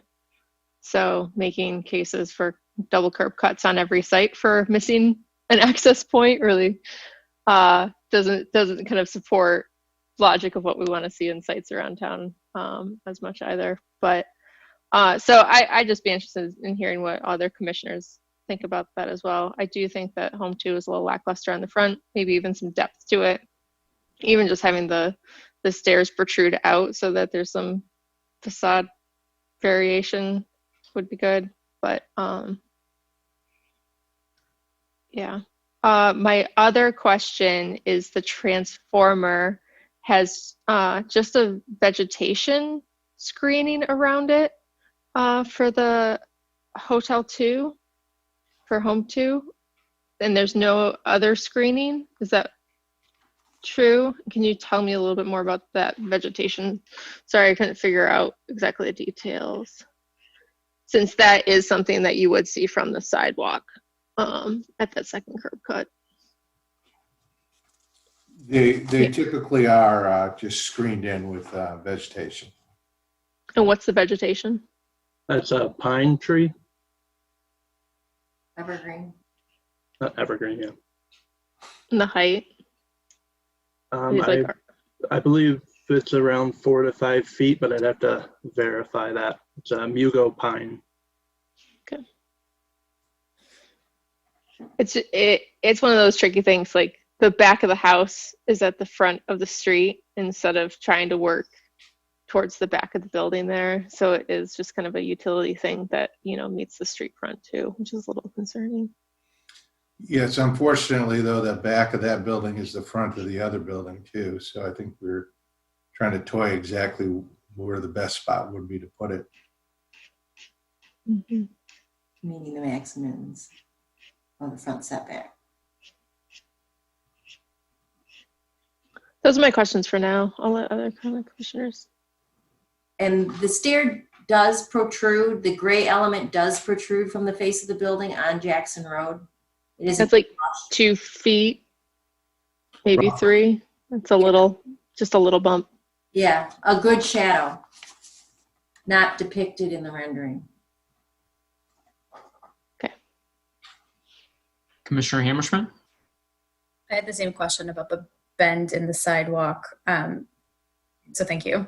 But is the aerial view, the 3D rendering made it look like it was like right adjacent to the road, but is there still like a green space buffer in between where the sidewalk bends and the actual street? Yes. Okay. I tend to agree with other comments that have already been made about that street facing facade. I'm not at all advocating for taking away green space, but I don't know, just one random thought I had was like maybe a plaza or something with some sort of built-in bench. Just, I don't know, it definitely feels like it's the side entrance of a hotel. And I am also very much in favor of, maybe now Jackson is not the most pleasant road to walk down, but that doesn't mean that we shouldn't be making like as many strides as possible to make it feel like a walkable corridor. On the in and out drives, I also don't love curb cuts because of safety issues. Was there any conversation And Commissioner Survey, I think you were referring to the parcel to the east. Oh God, east. Was there any conversation with the owners of the parcel to the west? Or I think Mr. Kowalski, you mentioned that that property might be up for development, like a shared driveway, or is that the curb cut that might be eliminated? Like that's just very close, the existing curb cut to the proposed curb cut. Right. Yes. Yeah, I mean, the one to the far, the left is they have it blocked off right now. Actually, the site owner has blocked off their curb, but this one is going to be the one to the east that's currently open will be reduced in size quite a bit because it encroaches quite a bit onto this property as well. So they're going to have to reduce the size of that curb cut as well. So that's the one they're keeping. Yeah, I would assume so, but again, keep in mind MDOT has a lot of control over this, so we don't know that exactly because I don't think they've had their final design of what exact, and if they do, I don't know it. Yeah, I'm just wondering if that's the one they're keeping, if there's an opportunity to do some sort of shared drive so that you don't have a curb cut, like 2 feet of sidewalk and then another curb cut. I think there's also a grade change there, if I'm correct, but again, the engineer maybe could speak to that because I think they've got a retaining wall in between those two sites, but I could be wrong on that one. But that's certainly something we can ask them to explore. I know at this point, again, it wasn't something that planning staff had asked them to research regarding that adjacent site. I don't even think it would really be possible. They'd lose parking. But we can certainly ask them. Yeah, that's true on the parking. This site's a little small for that. The one to the east is a little different, I think. If there's a grade change, is it still possible to extend the sidewalk? Yeah, yes. But again, I'm not 100% sure of that exact grade change, but there is a small retaining wall there. Is the engineer architect, Andy Wakeland, isn't there a retaining wall between those two sites? So, yes, there is. We're actually redoing the retaining wall in some areas. On the site to the east, I believe it gets a little higher as you go farther back into the site compared to our site. Right at the driveway, it's about a half a foot or foot difference, but 20 feet in, you're about 3 foot in height elevation different. So a sidewalk would work, but if you were to try to make a driveway that would come in and wrap around, then it would get really wonky. Okay. I mean, I think I'd also be in favor of a one way in, one way out. And if the traffic on Jackson Road is actually going to be slowed with improvements, then the argument of missing a driveway is sort of like less compelling to me too. And like everyone before me, I am interested in hearing others' thoughts.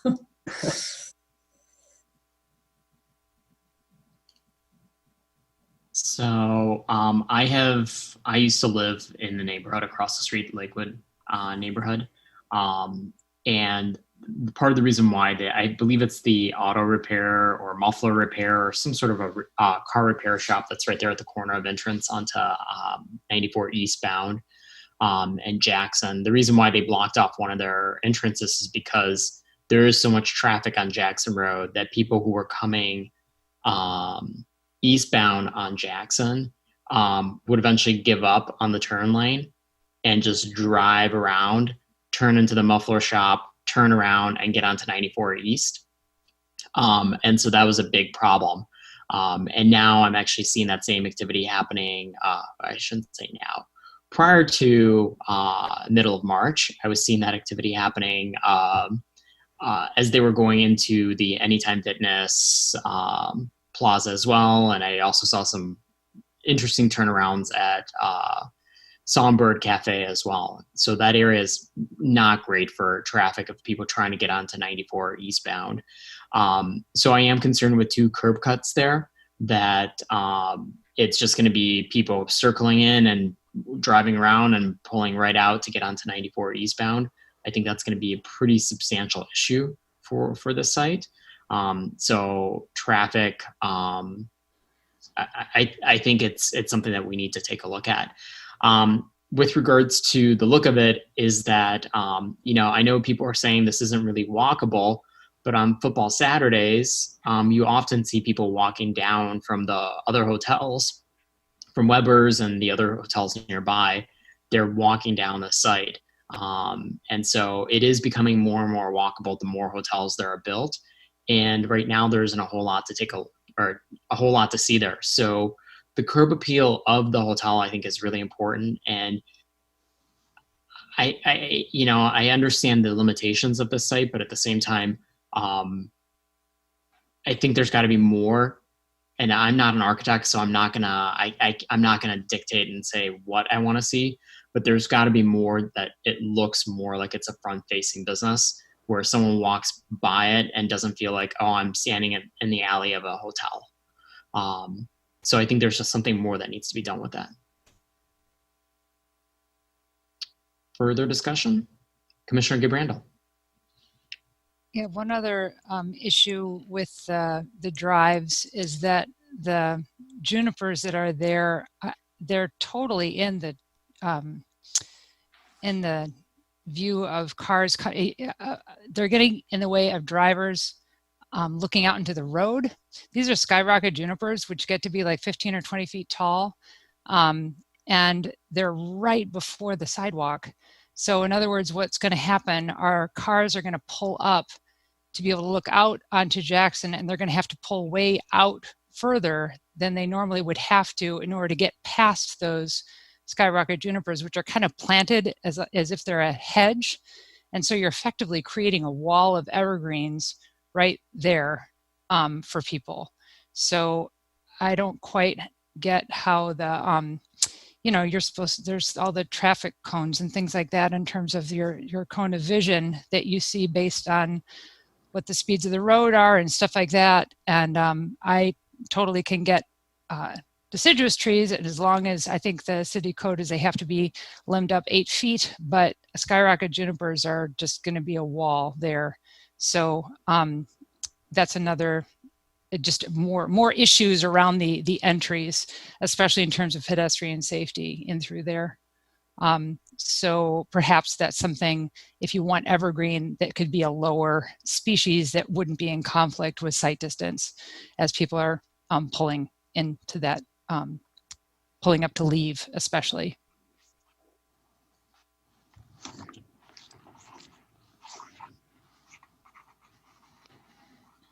Commissioner Mills.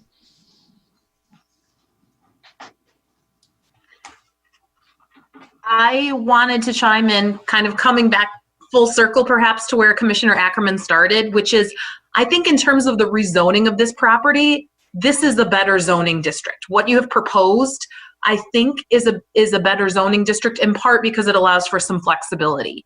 And that even though right now what is being proposed is hotel uses, which you could do in the existing zones, I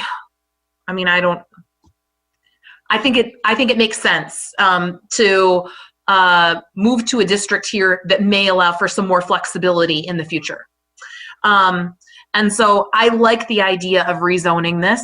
I also, though, recognize that rezoning allows for additional kind of development here. And so some of the things that we are talking about in terms of, well, first of all, the extending of the sidewalk, I think, is fantastic. And I appreciate that. And I think that right now there aren't pedestrians here because there's not a connectivity, or, I mean, there's actually a little bit of a footpath there, but like, I would hope to see more of that in the future. So I really appreciate that.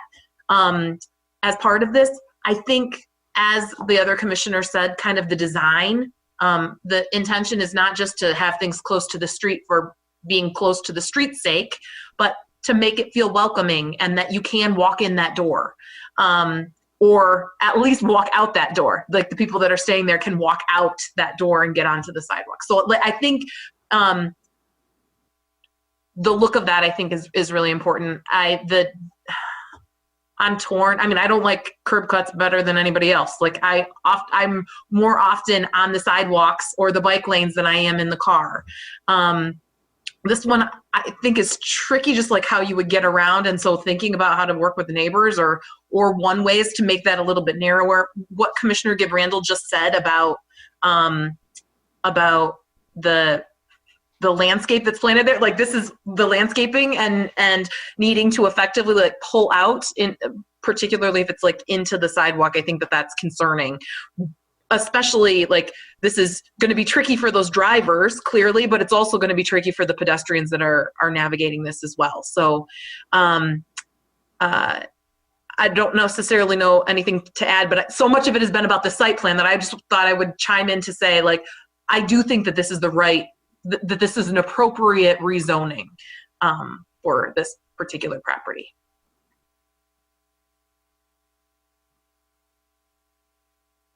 Commissioner Abrams.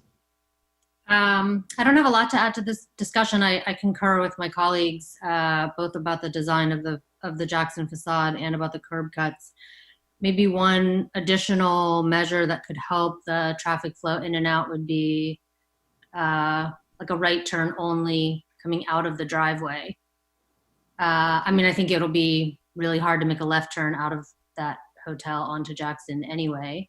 That's my experience, I guess a little bit further to the east, but at the Bank of America, often having to make a right. And I think that the Michigan left at Weber's actually makes it kind of convenient to do that. So that would just be one suggestion I could have on that. In terms of the Jackson frontage, I mean, I appreciate that it's, you know, the street frontage is narrow there. You're trying to fit 2 driveways and a facade. And I think the fact that all of us are unhappy because it looks like the back of a building is because it is the back of the building, and I think there's no way to kind of orient the front of the hotel on Jackson. But I think any measures that could be taken to have that feel more like a front, I think would be appreciated by everybody here. So I essentially agree with my colleagues. Thanks.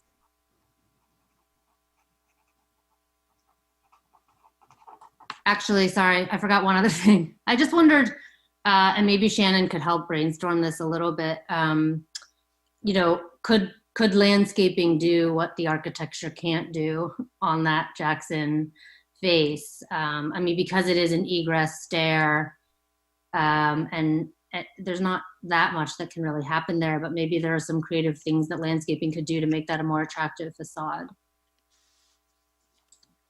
Yeah, I agree. I think there definitely could be some things to just give it a little bit more detail. I'm not talking little tiny perennials, but it feels a little bland.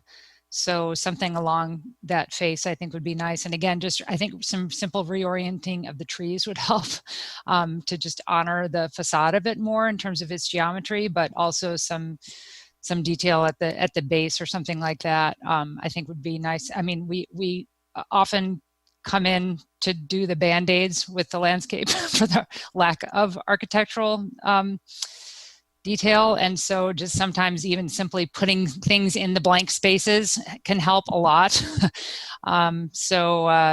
I guess those are some things to explore, but I think that adding some more detail there, and I know you have kind of a larger patio area there too, that you have a, you know, somewhat limited area in which to work, but I think things next to the sidewalk could even help quite a bit in through there. So that's something to consider, to be able to just make it a little more interesting. Commissioner Ackerman? One other thing too, just, you know, Mugo pine are just one of the slowest growing things out there. And I know they get big eventually, but boy, they just take forever. And so that being your transformer screen is just going to be a long, long slog. And so just, again, picking a species that just feels like it's going to be a little bit more immediate, I think would be a smarter choice. Commissioner Ackerman and then Commissioner Briggs. Oh, Commissioner Briggs.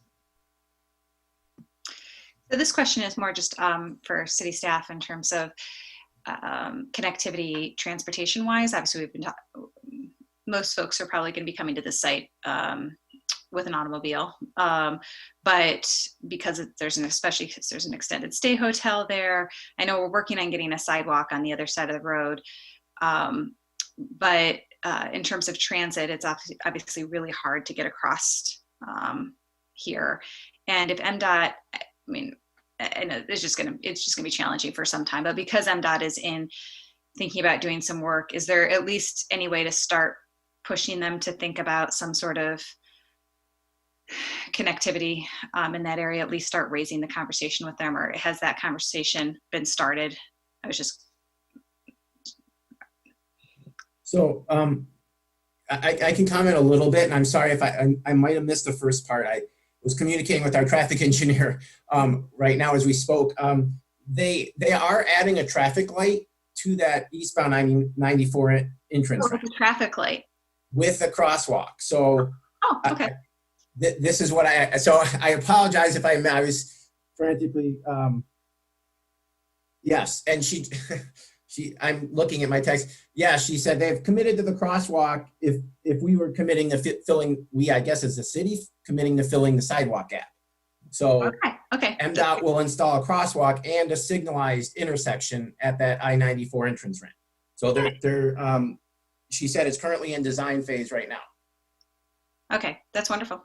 So, and again, I apologize for coming that a little bit later, but we're trying to communicate here. So I don't know how that may affect other commission viewpoints or discussion items. So yeah, no, that's a better answer than I expected. So thank you. Wow, that's great. I'll bank that. Knowing that information now makes me want to have a nicer curb appeal to this building, just because it's going to become more pedestrian friendly. Commissioner Woods.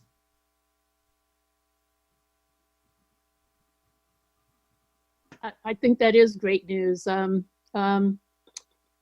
it certainly makes me more inclined to vote in favor of this project because that was the biggest concern I had. And then just thinking about the end of the building right there, I mean, if there's anything, I'm not an architect either, but is there any way you can do something with maybe some glass or some of that color palette that you showed us earlier, you know, just so that as people are coming into Ann Arbor or leaving Ann Arbor, they say, wow, that's one of the best looking buildings I've seen in a long time. You'll have you'll make us happy, and you'll make people get ready to get on the highway happy as well. So just want to encourage you to do something with that. Commissioner Ackerman. I don't want to shut down debate, but I feel like we've kind of coalesced around some central issues that seem core to this. And it feels like postponement would be most appropriate. It seems like you guys want to see another draft of this. I think I would too. Turning it to the petitioner and staff, listening to our comments around the south elevation facade of Hotel B, and then the curb cuts and the entry movements and exit movements, and then the landscaping. How much time would that take? And if I missed anything, colleagues, please. Time to take to update the drawings? Is that what you're talking about? Yeah. I would, Chris Abel with the development team is on as well. I would say that we could get that done within 2 weeks or quicker. And then staff review time. If you wanted to postpone, I'm thinking that we could shoot for a month from now. I'm presuming that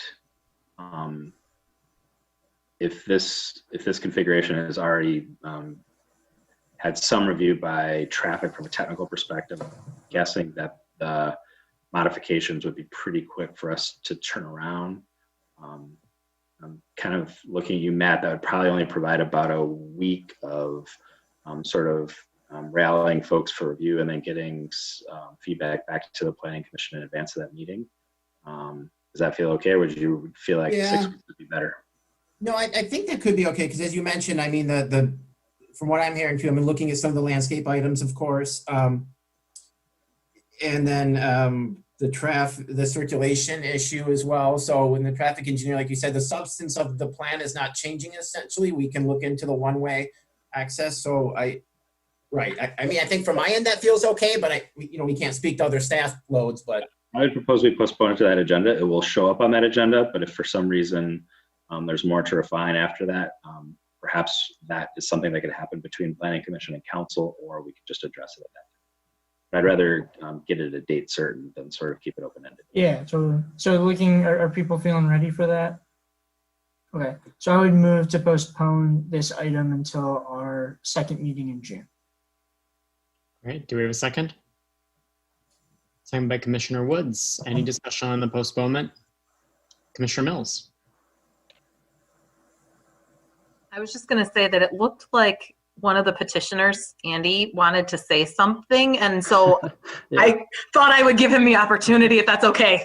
Thank you. Yeah, I was actually going to just throw out there the possibility that we work with staff, because I've worked with Tiffany in the urban forestry department quite a bit to get the plantings that she wanted and the trees along the frontage.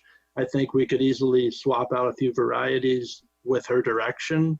So I definitely wouldn't want that to hold us up. And then in terms of the dual driveways, I think we're willing to work with you, but it's going to come down to the fire department reviewing and telling us if we can do it or not. So could we also allow staff to review that and say yes or no? Because if they don't allow it, it's not going to happen. Yeah. I think so. I mean, could you just approve with staff review? Just an idea. Yeah, I mean, I think we've all surfaced like some ideas we had about what potential fixes could be. Commissioner Woods mentioned, no left turns at certain times. Others mentioned, Commissioner Abrams mentioned no left turns, excuse me. A couple people brought up one way in and out. And if, I think we would understand if professional engineers said that those aren't viable. But I think we have to ask.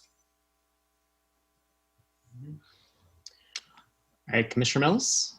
And I would just add that I think that there's some of the architectural things like on that facade that is not necessarily a staff. I think if it were only about landscaping and switching up species, I would say moving this forward with provisional improvement, and more direction. But I feel like that one is where it would be really helpful for us to see it again. So that's my kind of sense on that, but I welcome others' opinions on voting on the postponement. All right, any further discussion on the postponement? Okay, seeing none. All those in favor of postponement, please. Oh, Commissioner Sauvé, did you have a? Sorry, I would just say, like, in terms of effort in the 2 weeks, I don't know if you're not going to come to a agreement with a adjacent property owner, but I'd like to just see some effort of a conversation to see what sort of opportunity that is. I know we're talking about 2 curb cuts and access for a fire, but if there hasn't even been a conversation about that, and so we're talking about 2 curb cuts on the site, I'd like to know that there was effort to try to reduce that, and that those conversations were had, and we actually know that we didn't leave that off the table as an opportunity. I mean, I could ask, I could add to that. The only thing I would add to that is I know with the adjacent property, it would trigger a site plan for that adjacent property. Okay. They'd also be losing parking because where the connection is, that site's never been site planned. So I don't think that would probably go very far, but I mean, we can ask. But unfortunately, the reality is that it would trigger a site plan on the adjacent site. It'd change circulation, it'd change parking. So I'm not sure that. Yeah. So even one wider curb cut, so if it's obstructed, I think those sorts of variations deserve some attention. I think we've pushed on site plans before and seen some radical improvements from something that meets the minimum and has gone to, really push the design and do something good with the site. And so thinking about even an expanded width in a single curb cut, having those discussions instead of just kind of confirming is something that I would really be looking to see when this comes back. The other idea behind there is sort of the same idea that we had with the credit union on Stadium recently, where they ended up doing a cross circulation of some sort. So at least prepping for it in case, here's where they might want to do their driveway. So just an idea there. All right, any further discussion on the postponement? All right, all those in favor of postponement, please say aye. Aye. Aye. It's approved for postponement. Thank you very much. Thank you very much. Thank you. All right, moving on to audience participation. This is an opportunity for persons to speak for up to 3 minutes about any issue. City staff will select callers that have raised their hand one by one using the last 3 digits of your phone number. In order to electronically raise your hand to indicate your desire to speak, please press *9 on your phone. You'll hear an automated announcement that the host is allowing you to speak. Please state your name and address at the beginning of your comments.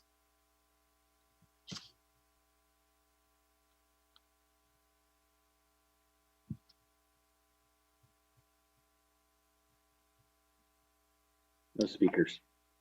All right. Moving on to commission proposed business. Wow. Okay, great.